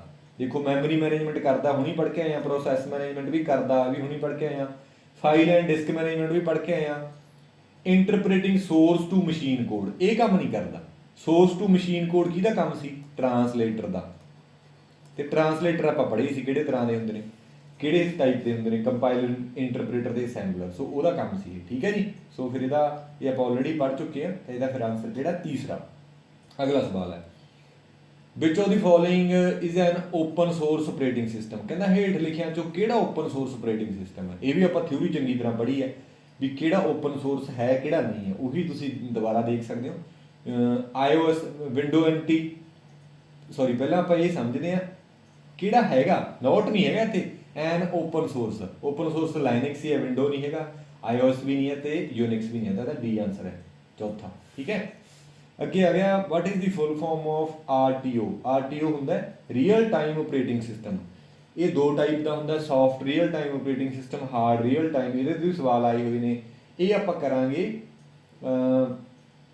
ਤੀਸਰੇ ਲੈਵਲ ਦੇ ਵਿੱਚ, ਠੀਕ ਹੈ। ਇੱਥੇ ਸਿਰਫ ਐਬਰੀਵੇਸ਼ਨ ਹੈ ਦੀ, ਤਾਂ ਰੀਅਲ ਟਾਈਮ ਆਪਰੇਟਿੰਗ ਸਿਸਟਮ ਸੀ ਆਨਸਰ। ਅਗਲਾ ਹੈ DOS, ਇਹਦਾ ਡਿਸਕ ਆਪਰੇਟਿੰਗ ਸਿਸਟਮ, ਇਹ ਆਨਸਰ ਹੈ, ਠੀਕ ਹੈ। ਇੱਕ ਅੱਗੇ ਆਪਾਂ DOS ਪੜ੍ਹਿਆ ਹੋਇਆ, ਤੁਹਾਨੂੰ ਯਾਦ ਹੈ, ਯਾਦ ਹੋਣਾ, ਆਪਾਂ ਪੜ੍ਹਿਆ ਸਿਕਿਉਰਿਟੀ ਵਾਲੇ ਚੈਪਟਰ ਦੇ ਵਿੱਚ। ਉੱਥੇ ਹੁੰਦਾ ਡਿਨਾਈਲ ਆਫ ਸਰਵਿਸਿਜ਼, ਜਾਂ DDoS ਹੁੰਦਾ ਇੱਕ, ਡਿਸਟਰੀਬਿਊਟਡ ਡਿਨਾਈਲ ਆਫ ਸਰਵਿਸਿਜ਼। ਕਿਸੇ ਵੀ ਸਰਵਿਸ ਨੂੰ ਐਕਸੈਸ ਕਰਨ ਦੇ ਲਈ ਜੇਕਰ ਕੋਈ ਬੰਦਾ ਅਟੈਕ ਕਰਕੇ ਉਹ ਸਰਵਿਸ ਨੂੰ ਐਕਸੈਸ ਕਰਨ ਨੂੰ ਸਾਨੂੰ ਰੋਕਦਾ, ਤਾਂ ਉਹ ਵਾਲੇ ਅਟੈਕ ਨੂੰ ਆਪਾਂ ਬੋਲ ਦਿੰਦੇ ਹਾਂ ਡਿਨਾਈਲ ਆਫ ਸਰਵਿਸਿਜ਼। ਇਹ ਇੱਕ ਤਰ੍ਹਾਂ ਦਾ ਅਟੈਕ ਹੀ ਹੁੰਦਾ, ਠੀਕ ਹੈ। ਅਗਲਾ ਸਵਾਲ ਕਹਿੰਦਾ, ਵੈਨ ਵਾਜ਼ ਦੀ ਫਸਟ ਆਪਰੇਟਿੰਗ ਸਿਸਟਮ ਡਿਵੈਲਪਡ। ਪਹਿਲਾ ਆਪਰੇਟਿੰਗ ਸਿਸਟਮ ਕਦੋਂ ਬਣਿਆ ਸੀ? ਇਹ ਬੜਾ ਵਧੀਆ ਸਵਾਲ ਹੈ, ਇਹਨੂੰ ਤੁਸੀਂ ਪੜ੍ਹ ਲਿਓ, ਪੁੱਛਿਆ ਜਾ ਸਕਦਾ ਹੈ। ਫਸਟ ਆਪਰੇਟਿੰਗ ਸਿਸਟਮ ਸੀਗਾ ਜਿਹੜਾ GMNAAIO, 1956 ਦੇ ਵਿੱਚ ਬਣਿਆ ਸੀ। GM ਹੈਗਾ general motor and north American aviation, ਇਹਨਾਂ ਨੇ ਬਣਾਇਆ ਸੀ। ਵਾਜ਼ ਦੀ first operating system of for IBM 704 computer. ਆ ਯਾਦ ਰੱਖ ਸਕਦੇ ਹੋ ਤਾਂ ਰੱਖ ਲਿਓ। ਜਿਹੜਾ ਪਹਿਲਾ ਆਪਰੇਟਿੰਗ ਸਿਸਟਮ ਸੀਗਾ ਇਹ IBM 704 ਕੰਪਿਊਟਰ ਦੇ ਲਈ ਬਣਿਆ ਸੀ, ਠੀਕ ਹੈ। ਤੇ ਇਹ ਬੈਚ ਆਪਰੇਟਿੰਗ ਸਿਸਟਮ ਸੀ। ਤੀਜੇ ਲੈਵਲ ਦੇ ਵਿੱਚ ਮੈਂ ਕਰਾਊਂਗਾ ਕਿ ਟਾਈਪਸ ਆਫ ਆਪਰੇਟਿੰਗ ਸਿਸਟਮ ਕਿਹੜੇ ਕਿਹੜੇ ਹੁੰਦੇ ਨੇ, ਉੱਥੇ ਆਪਾਂ ਬੈਚ ਡਿਸਕਸ ਕਰਾਂਗੇ, ਕਿਉਂਕਿ ਇਹਦੇ ਵਿੱਚੋਂ ਵੀ ਸਵਾਲ ਆਏ ਹੋਏ ਨੇ। ਫਿਰ IBM ਨੇ ਆਪਣਾ ਬਣਾ ਲਿਆ ਸੀ IBM 360, ਜਾਂ ਸਿਸਟਮ 360 ਵੀ ਕਿਹਾ ਜਾਂਦਾ, ਇਹ ਵੀ ਇੰਪੋਰਟੈਂਟ ਹੈ। 1964 ਦੇ ਵਿੱਚ ਆਇਆ ਸੀ। ਇਹ IBM ਦਾ ਫਸਟ ਸੀ। ਹਾਲਾਂਕਿ ਦੇਖਿਆ ਜਾਵੇ ਤਾਂ ਇਹਦੇ ਤੋਂ ਪਹਿਲਾਂ ਵੀ ਇੱਕ ਆਟੋ ਕੋਡ ਨਾਮ ਦਾ ਆਪਰੇਟਿੰਗ ਸਿਸਟਮ ਸੀ ਜਿਹੜਾ ਪਹਿਲਾਂ ਬਣਿਆ ਸੀ, ਬਟ ਇਹ ਫੁੱਲੀ ਫਲੈਜਡ ਆਪਰੇਟਿੰਗ ਸਿਸਟਮ ਨਹੀਂ ਸੀ, ਜਿਹੜਾ ਮੈਨਚੈਸਟਰ ਮਾਰਕ 1 ਕੰਪਿਊਟਰ ਤੇ ਯੂਜ਼ ਹੁੰਦਾ ਸੀ 1952 ਦੇ ਵਿੱਚ। ਤਾਂ ਬਟ ਜੇ ਆਪਾਂ ਨੂੰ ਆਪਸ਼ਨ ਦੇ ਵਿੱਚ ਆਹ ਫੁੱਲੀ ਫਲੈਜਡ ਸੀਗਾ, ਫੁੱਲੀ ਫਲੈਜਡ ਉਵੇਂ ਮਾਡਰਨ ਆਪਰੇਟਿੰਗ ਸਿਸਟਮ ਵਰਗਾ ਆਪਾਂ ਕਹਿ ਸਕਦੇ। ਉਦੋਂ ਇੰਨੀ ਫੰਕਸ਼ਨੈਲਿਟੀ ਤਾਂ ਨਹੀਂ ਸੀ 1956 ਦੇ ਵਿੱਚ, ਹੈ ਨਾ। ਬਟ ਇਹਦੇ ਵਿੱਚ ਤਾਂ ਸਿਰਫ ਅਸੈਂਬਲੀ ਕੋਡ ਨੂੰ ਆਟੋਮੇਟ ਕਰਨ ਦੇ ਲਈ ਹੀ ਸੀਗਾ, ਪ੍ਰੋਸੈਸ ਨੂੰ ਆਟੋਮੇਟ ਕਰਦਾ ਸੀ। ਤੇ ਮੈਂ ਤੁਹਾਡੀ ਨੌਲੇਜ ਦੇ ਲਈ ਦੱਸਿਆ। ਕਈ ਵਾਰੀ ਕੋਈ ਵੀ ਕਿਸੇ ਵੈਬਸਾਈਟ 'ਤੇ ਸਵਾਲ ਦਿੱਤਾ ਹੋਊ ਵੀ ਆਟੋ ਕੋਡ ਹੈ, ਜਾਂ ਕੋਈ ਬੰਦਾ ਪੜ੍ਹਾ ਰਿਹਾ ਹੁੰਦਾ, ਜਿਹੜੇ ਬੰਦੇ ਵੈਸੇ ਹੀ ਨੈੱਟ ਤੋਂ ਚੱਕ ਕੇ ਸਵਾਲ ਸਕੂਲ 'ਚ ਪੜ੍ਹਾਉਂਦੇ ਨੇ, ਹੈ ਨਾ, ਉਹ ਫਿਰ ਇਹੀ ਕੰਮ ਕਰਦੇ ਨੇ ਵੀ ਜਿਹੜਾ ਨੈੱਟ ਤੋਂ ਮਿਲਦਾ ਉਹਦੇ ਹਿਸਾਬ ਨਾਲ ਹੀ ਲਾ ਦਿੰਦੇ ਨੇ। ਤਾਂ ਜੇ ਤੁਹਾਨੂੰ ਡੀਪ ਨੌਲੇਜ ਹੈ, ਫਿਰ ਤੁਹਾਨੂੰ ਪਤਾ ਹੁੰਦਾ ਵੀ ਕਿਹੜੀ ਚੀਜ਼ ਕਿਵੇਂ ਹੈ, ਕਿੱਥੇ ਹੈ, ਤਾਂ ਸਵਾਲ ਉਹ ਵੱਖਰੇ ਤਰੀਕੇ ਨਾਲ ਪੁੱਛਿਆ ਜਾਂਦਾ ਹੈ। ਤਾਂ ਸਵਾਲ ਦੇ ਹਿਸਾਬ ਦੇ ਨਾਲ ਹੀ ਆਨਸਰ ਚੇਂਜ ਹੁੰਦੇ ਨੇ। ਹੁਣ ਇੱਕੋ ਹੀ ਸਵਾਲ ਦਾ ਆਨਸਰ ਨਹੀਂ ਹੋਊਗਾ ਹਮੇਸ਼ਾ ਹੀ। ਜੇ ਉਹਨੇ ਆਹ ਆਪਸ਼ਨ ਦੇ ਵਿੱਚ ਹੀ ਨਹੀਂ ਪਾਇਆ, ਆਹ ਆਪਸ਼ਨ ਦੇ ਵਿੱਚ ਪਾਤਾ, ਤਾਂ ਫਿਰ ਆਨਸਰ IBM 360 ਹੋ ਜਾਣਾ। ਤੇ ਜੇ ਦੋਨੇ ਨਹੀਂ ਪਾਏ, ਆਹ ਪਾਇਆ ਹੋਇਆ, ਤਾਂ ਆਟੋ ਕੋਡ ਹੋ ਜਾਣਾ, ਹੈ ਨਾ। ਸੋ ਇਸ ਤਰੀਕੇ ਨਾਲ ਚੇਂਜ ਹੁੰਦੇ ਨੇ। ਇਹ ਜੇ ਤੁਹਾਨੂੰ ਨੌਲੇਜ ਹੋਊਗੀ ਫਿਰ ਤੁਸੀਂ ਸੈੱਟ ਕਰ ਲਓਗੇ। ਤਾਂ ਪਹਿਲਾ ਆਪਰੇਟਿੰਗ ਸਿਸਟਮ ਕਦੋਂ ਲਾਂਚ ਹੋਇਆ ਸੀ? 1956 ਦੇ ਵਿੱਚ, ਯਾਦ ਰਹਿ ਜਾਊਗਾ। ਅਗਲਾ, ਮੈਕ OS ਵਾਜ਼ ਡਿਵੈਲਪਡ ਬਾਈ। ਮੈਕ ਆਪਾਂ ਨੂੰ ਪਤਾ ਹੀ ਹੈ ਮੈਕਨਟੋਸ਼ ਦੁਆਰਾ ਬਣਾਇਆ ਗਿਆ ਸੀ। ਮੈਕ ਜਿਹੜਾ ਹੈਗਾ ਆਪਰੇਟਿੰਗ ਸਿਸਟਮ ਹੈ ਇਹ ਮੈਕਨਟੋਸ਼ ਦੁਆਰਾ, ਸੌਰੀ ਗਲਤ ਹੋ ਗਿਆ ਕੰਮ, ਮੈਕ OS ਵਾਜ਼ ਡਿਵੈਲਪਡ ਬਾਈ। ਇਹ ਮਿਸਟੇਕ ਨਹੀਂ ਕਰਨੀ, ਮੈਂ ਤਾਂ ਕਰਤੀ ਤੁਹਾਡੇ ਸਾਹਮਣੇ ਸਿਲੀ ਮਿਸਟੇਕ। ਮੈਕਨਟੋਸ਼ ਤਾਂ ਇਹਦਾ ਨਾਮ ਸੀਗਾ, ਮੈਕ ਦਾ ਨਾਮ ਸੀ ਮੈਕਨਟੋਸ਼, ਇਹ ਵੀ ਆਪਾਂ ਪੜ੍ਹ ਲੈਂਦੇ ਹਾਂ। Macintosh is a term that was originally used to refer the first personal computer produced by Apple. ਦੇਖੋ ਮੈਕਨਟੋਸ਼ ਸੀ ਨਾ ਜਿਹੜਾ, ਇਹ ਐਪਲ ਦਾ ਪਹਿਲਾ ਪਰਸਨਲ ਕੰਪਿਊਟਰ ਬਣਿਆ ਸੀ ਜਿਹੜਾ, ਉਹਦਾ ਨਾਮ ਸੀ। ਫਿਰ ਕੀ ਹੋਇਆ, ਸਮਾਂ ਪਾ ਕੇ ਇਹਨਾਂ ਨੇ, ਇਹ ਬਣਿਆ ਸੀ 1984 ਦੇ ਵਿੱਚ। ਓਵਰ ਦਾ ਟਾਈਮ ਜਿਹੜਾ ਮੈਕਨਟੋਸ਼ ਸੀ, ਫਿਰ ਇਹਨਾਂ ਦਾ ਸਿਨੋਨੀਅਮ ਬਣ ਗਿਆ ਸਾਰਿਆਂ ਦੇ ਲਈ। ਤਾਂ ਹੁਣ ਮੈਕਬੁੱਕ ਕਹਿ ਦਿੰਦੇ ਆ ਨਾ ਆਪਾਂ, ਮੈਕਬੁੱਕ ਜਾਂ ਮੈਕ OS। ਤਾਂ ਮੈਕ ਇੱਕ ਕੰਪਿਊਟਰ ਦਾ ਨਾਮ ਸੀ ਜਿਹੜਾ ਮੈਕਨਟੋਸ਼ ਸੀ, ਫਿਰ ਇਹਨਾਂ ਦੀ ਬ੍ਰਾਂਡ ਟਰਮ ਬਣ ਗਈ, ਤਾਂ ਹੁਣ ਇਹ ਮੈਕ ਲਾਉਂਦੇ ਨੇ। ਤਾਂ ਇਹ ਯਾਦ ਰੱਖਣਾ, ਮੈਂ ਜਿਵੇਂ ਗਲਤੀ ਕਰ ਗਿਆ ਤੁਸੀਂ ਗਲਤੀ ਨਹੀਂ ਕਰਨੀ, ਹੈ ਨਾ। ਐਪਲ ਕਾਰਪੋਰੇਸ਼ਨ ਦਾ ਮੈਕ ਇਹ। ਅਗਲਾ ਸਵਾਲ ਕਹਿੰਦਾ, on which of these devices the operating system iOS developed by Apple. Company ਦਾ ਨਾਮ ਹੈ, ਇਜ਼ ਅਨਏਬਲ ਟੂ ਵਰਕ, ਕਿਹੜਾ ਕਹਿੰਦਾ ਨਹੀਂ ਚੱਲਦਾ। ਐਪਲ ਕਹਿੰਦਾ ਹੇਠ ਲਿਖਿਆਂ ਚੋਂ, ਸੌਰੀ ਗਲਤ ਪੜ੍ਹ ਰਹੇ ਆਪਾਂ, ਐਪਲ ਦਾ ਕਹਿੰਦਾ iOS ਹੈ, iOS ਇੱਕ ਆਪਰੇਟਿੰਗ ਸਿਸਟਮ ਹੈ, ਕਹਿੰਦਾ ਐਪਲ ਦੁਆਰਾ ਬਣਾਇਆ ਗਿਆ ਜਿਹੜਾ ਹੇਠ ਲਿਖਿਆਂ ਚੋਂ ਕਾਹਦੇ ਤੇ ਨਹੀਂ ਚੱਲਦਾ। ਆਈਫੋਨ ਦੇ ਤਾਂ ਆਪਾਂ ਨੂੰ ਪਤਾ ਐਪਲ ਹੀ ਚੱਲਦਾ ਹੈ, ਆਈਫੋਨ ਦਾ ਹੀ ਆਈਪੈਡ ਤੇ ਆਈਪੌਡ ਆਉਂਦਾ ਉਹਨਾਂ ਤੇ ਵੀ ਚੱਲਦਾ ਹੈ, ਐਪਲ ਦੇ ਲੈਪਟਾਪ ਤੇ ਨਹੀਂ ਚੱਲਦਾ। ਐਪਲ ਦੇ ਲੈਪਟਾਪ ਵਾਸਤੇ ਹੁਣੀ ਆਪਾਂ ਪੜ੍ਹ ਕੇ ਗਏ ਹਾਂ ਮੈਕ ਹੁੰਦਾ, ਸੋ ਫਿਰ ਇਹਦਾ ਆਨਸਰ ਡੀ ਹੋ ਗਿਆ। ਅਗਲਾ, window operating system is the product of, window ਕਿਹਨਾਂ ਦਾ, ਮਾਈਕਰੋਸਾਫਟ ਦਾ। ਬੜਾ ਸੌਖਾ ਸਵਾਲ ਹੈ, ਹੈਡ ਕਾਂਸਟੇਬਲ ਦਾ ਆਨਸਰ ਡੀ ਹੈ ਨਾ। ਅਗਲਾ, ਇਨ ਦੀ year 2000 Microsoft released which version of operating system, 2000 ਦੇ ਵਿੱਚ ਕਿਹੜਾ ਰਿਲੀਜ਼ ਕੀਤਾ। ਵੈਸੇ ਤਾਂ ਬੜਾ ਸੌਖਾ ਸੀ ਇਹ, ਕਿਉਂਕਿ ਵਿੰਡੋ 2000 ਹੀ ਰਿਲੀਜ਼ ਹੋਇਆ ਸੀ, ਆਨਸਰ ਇਹ ਇਹਦਾ। ਤਾਂ ਇਹ ਆਪਾਂ ਪੜ੍ਹ ਸਕਦੇ ਹਾਂ, ਵਿੰਡੋ 1.0 1985 ਦੇ ਵਿੱਚ ਹੈ। ਡੌਸ ਵੀ ਤੁਸੀਂ ਲਿਖ ਸਕਦੇ ਹੋ, ਡੌਸ ਸੀ ਜਿਹੜਾ 1981 ਦੇ ਵਿੱਚ ਰਿਲੀਜ਼ ਹੋਇਆ ਸੀ। ਵਿੰਡੋ 2.1 3.0 NT 98 ਤੇ 2000 ਦੇ ਵਿੱਚ ਦੋ ਵਿੰਡੋਜ਼ ਆਈਆਂ ਸੀ, ਇੱਕ ਵਿੰਡੋ 2000 ਜਿਹਨੂੰ ਵਿੰਡੋ NT5 ਵੀ ਕਿਹਾ ਜਾਂਦਾ, ਨਿਊ ਟੈਕਨੋਲੋਜੀ, ਤੇ ਵਿੰਡੋ ME ਮਿਲੀਨੀਅਮ ਐਡੀਸ਼ਨ, ਠੀਕ ਹੈ, ਇਹ 2000 ਦੇ ਵਿੱਚ ਆਈਆਂ ਸੀ। ਜਿਹੜੀ ਵਿੰਡੋ NT ਆ ਜਾਂ ਵਿੰਡੋ 2000 ਹੈ, ਇਹ ਸੀਗੀ ਪ੍ਰੋਫੈਸ਼ਨਲ ਤੇ business edition, professional and business edition.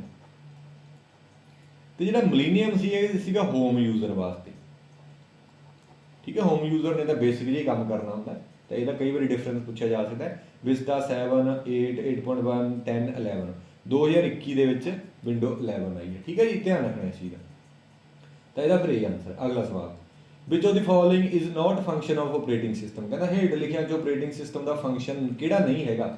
ਦੇਖੋ ਆਪਾਂ ਹੁਣੀ ਪੜ੍ਹੇ ਨੇ, ਮੈਮਰੀ ਮੈਨੇਜਮੈਂਟ ਹੈਗਾ, ਪ੍ਰੋਸੈਸ ਮੈਨੇਜਮੈਂਟ ਵੀ ਹੈਗਾ, ਕਮਾਂਡ ਇੰਟਰਪ੍ਰੀਟੇਸ਼ਨ ਵੀ ਹੈਗਾ, ਐਗਜ਼ੀਕਿਊਸ਼ਨ ਆਫ ਅਰਥਮੈਟਿਕ ਕੋਡ ਇਹ ਨਹੀਂ ਹੈਗਾ। ਇਹ ਕਿਹਦਾ ਕੰਮ ਹੁੰਦਾ, ਅਰਥਮੈਟਿਕ ਲੌਜਿਕ ਯੂਨਿਟ ਦਾ ਕੰਮ ਹੁੰਦਾ। ਸੋ ਫਿਰ ਇਹਦਾ ਇਹ ਹੈ। ਕਮਾਂਡ ਇੰਟਰਪ੍ਰੀਟੇਸ਼ਨ ਦਾ ਮਤਲਬ ਹੁੰਦਾ ਕਮਾਂਡ ਨੂੰ ਦੇਖਣਾ ਵੀ ਇਹ ਕਮਾਂਡ ਦਾ ਮੀਨਿੰਗ ਕੀ ਹੈ, ਉਹੀ ਕੰਮ ਹੋ ਗਿਆ ਨਾ, ਹਾਈ ਲੈਵਲ ਨੂੰ ਲੋ ਲੈਵਲ ਦੇ ਵਿੱਚ ਕਨਵਰਟ ਕਰਨਾ। ਅਸਲ ਦੇ ਵਿੱਚ ਇਹ ਯੂਨਿਕਸ ਦੇ ਵਿੱਚ ਹੁੰਦਾ ਹੈ ਕਮਾਂਡ ਇੰਟਰਪ੍ਰੀਟੇਸ਼ਨ ਵਾਲਾ ਕੰਮ। ਸ਼ੈਲ ਆਪਾਂ ਪੜਾਂਗੇ ਅੱਗੇ, ਮੈਂ ਯੂਨਿਕਸ ਵਾਲੇ ਚੈਪਟਰ ਦੇ ਵਿੱਚ ਪੜਾਉਂਗਾ, ਸੈੱਲ ਨਹੀਂ ਸ਼ੈਲ ਪ੍ਰੋਗਰਾਮਿੰਗ, ਠੀਕ ਹੈ। ਸ਼ੈਲ ਕੀ ਹੁੰਦਾ, ਕਰਨਲ ਕੀ ਹੁੰਦਾ, ਉੱਥੇ ਪੜਾਂਗੇ ਕਮਾਂਡ ਨੂੰ ਆਪਾਂ ਕਿਵੇਂ ਇੰਟਰਪ੍ਰੀਟ ਕਰਦੇ ਹਾਂ। ਕਲੀਅਰ ਹੋਈ ਗੱਲ। ਅਗਲਾ ਸਵਾਲ ਕਹਿੰਦਾ which of the following allocates and deallocates computer resource to one or more jobs. ਦੇਖੋ ਕਿਸੇ ਵੀ ਤਰੀਕੇ ਨਾਲ ਸਵਾਲ ਪੁੱਛਿਆ ਜਾ ਸਕਦਾ ਹੈ, ਹੈਗਾ ਸਵਾਲ ਇਹ ਫੰਕਸ਼ਨ ਆਫ ਆਪਰੇਟਿੰਗ ਸਿਸਟਮ ਦੇ ਹੈ, ਬਟ ਪਹਿਲਾਂ ਇਹ ਪੁੱਛਦਾ ਸੀ ਵੀ ਹੇਠ ਲਿਖਿਆਂ ਚੋਂ ਕਿਹੜੇ ਫੰਕਸ਼ਨ ਹੈਗੇ ਨੇ। ਹੁਣ ਫੰਕਸ਼ਨਾਂ ਦੀ ਵੈਲਿਊ ਦੇ ਕੇ ਕਿਹਦਾ ਕੰਮ ਹੈ ਇਹ, ਹੁਣ ਵੀ ਐਲੋਕੇਟਸ ਐਂਡ ਡੀਐਲੋਕੇਟਸ ਕੌਣ ਕਰਦਾ, ਆਪਰੇਟਿੰਗ ਸਿਸਟਮ ਹੀ ਕਰਦਾ। ਕਿਉਂ, ਕਿਉਂਕਿ ਇਹ ਆਪਰੇਟਿੰਗ ਸਿਸਟਮ ਦਾ ਹੀ ਤਾਂ ਫੰਕਸ਼ਨ ਹੈ, allocation and deallocation of computer resource. ਤਾਂ ਫਿਰ ਇਹਦਾ ਆਨਸਰ ਬੜਾ ਸੌਖਾ ਹੈ, ਚੌਥਾ ਆਨਸਰ ਹੈ, ਡੀ ਆਨਸਰ ਹੈ ਨਾ। ਤਾਂ ਅਗਲਾ ਸਵਾਲ ਕਹਿੰਦਾ ਆਇਡੈਂਟੀਫਾਈ ਵੈਦਰ ਦੀ ਗਿਵਨ ਸਟੇਟਮੈਂਟਸ ਆਰ ਟਰੂ ਔਰ ਫਾਲਸ। ਕਹਿੰਦਾ ਹੇਠ ਲਿਖੀਆਂ ਸਟੇਟਮੈਂਟਾਂ ਦੇ ਵਿੱਚੋਂ ਕਿਹੜੀਆਂ ਠੀਕ ਨੇ ਜਾਂ ਗਲਤ ਨੇ, ਠੀਕ ਨੇ ਜਾਂ ਗਲਤ ਨੇ, ਹੈ ਨਾ। Window XP is the desktop operating system. ਤਾਂ ਪਹਿਲਾਂ ਤਾਂ ਆਪਾਂ ਦੇਖਦੇ ਹਾਂ ਵੀ ਡੈਸਕਟਾਪ ਕੀ ਹੁੰਦਾ, ਡੈਸਕਟਾਪ ਤੇ ਲੈਪਟਾਪ, ਠੀਕ ਹੈ।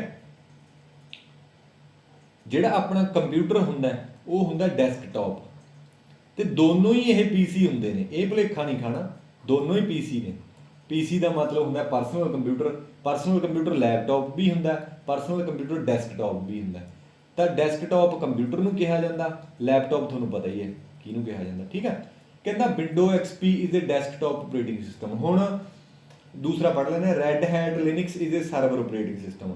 ਤਾਂ ਦੋ ਤਰ੍ਹਾਂ ਦੇ ਆਪਰੇਟਿੰਗ ਸਿਸਟਮ ਹੁੰਦੇ ਨੇ। ਪਹਿਲਾਂ ਆਪਾਂ ਦੇਖ ਲੈਂਦੇ ਹਾਂ ਜਿਵੇਂ ਆਹ ਸਰਵਰ ਆਪਣੇ ਕੋਲ, ਸਰਵਰ ਕੀ ਹੁੰਦਾ, ਜਿਹੜੀਆਂ ਸਰਵਿਸਿਜ਼ ਪ੍ਰੋਵਾਈਡ ਕਰਦਾ। ਬਹੁਤ ਸਾਰੇ ਵੱਡੇ ਕੰਪਿਊਟਰ ਲੱਗੇ ਹੁੰਦੇ ਨੇ, ਜਿਵੇਂ ਗੂਗਲ ਦਾ ਸਰਵਰ ਹੈ, ਯਾਹੂ ਦਾ, ਜਿਹੜੀਆਂ ਆਪਾਂ ਨੂੰ ਜਿਵੇਂ ਫੇਸਬੁੱਕ ਚਲਾਉਣੇ ਆ ਆਪਾਂ, ਗੂਗਲ ਚਲਾਉਣੇ ਆ, ਬਹੁਤ ਸਾਰਾ ਡੇਟਾ ਆਪਾਂ ਐਕਸੈਸ ਕਰਦੇ ਹਾਂ।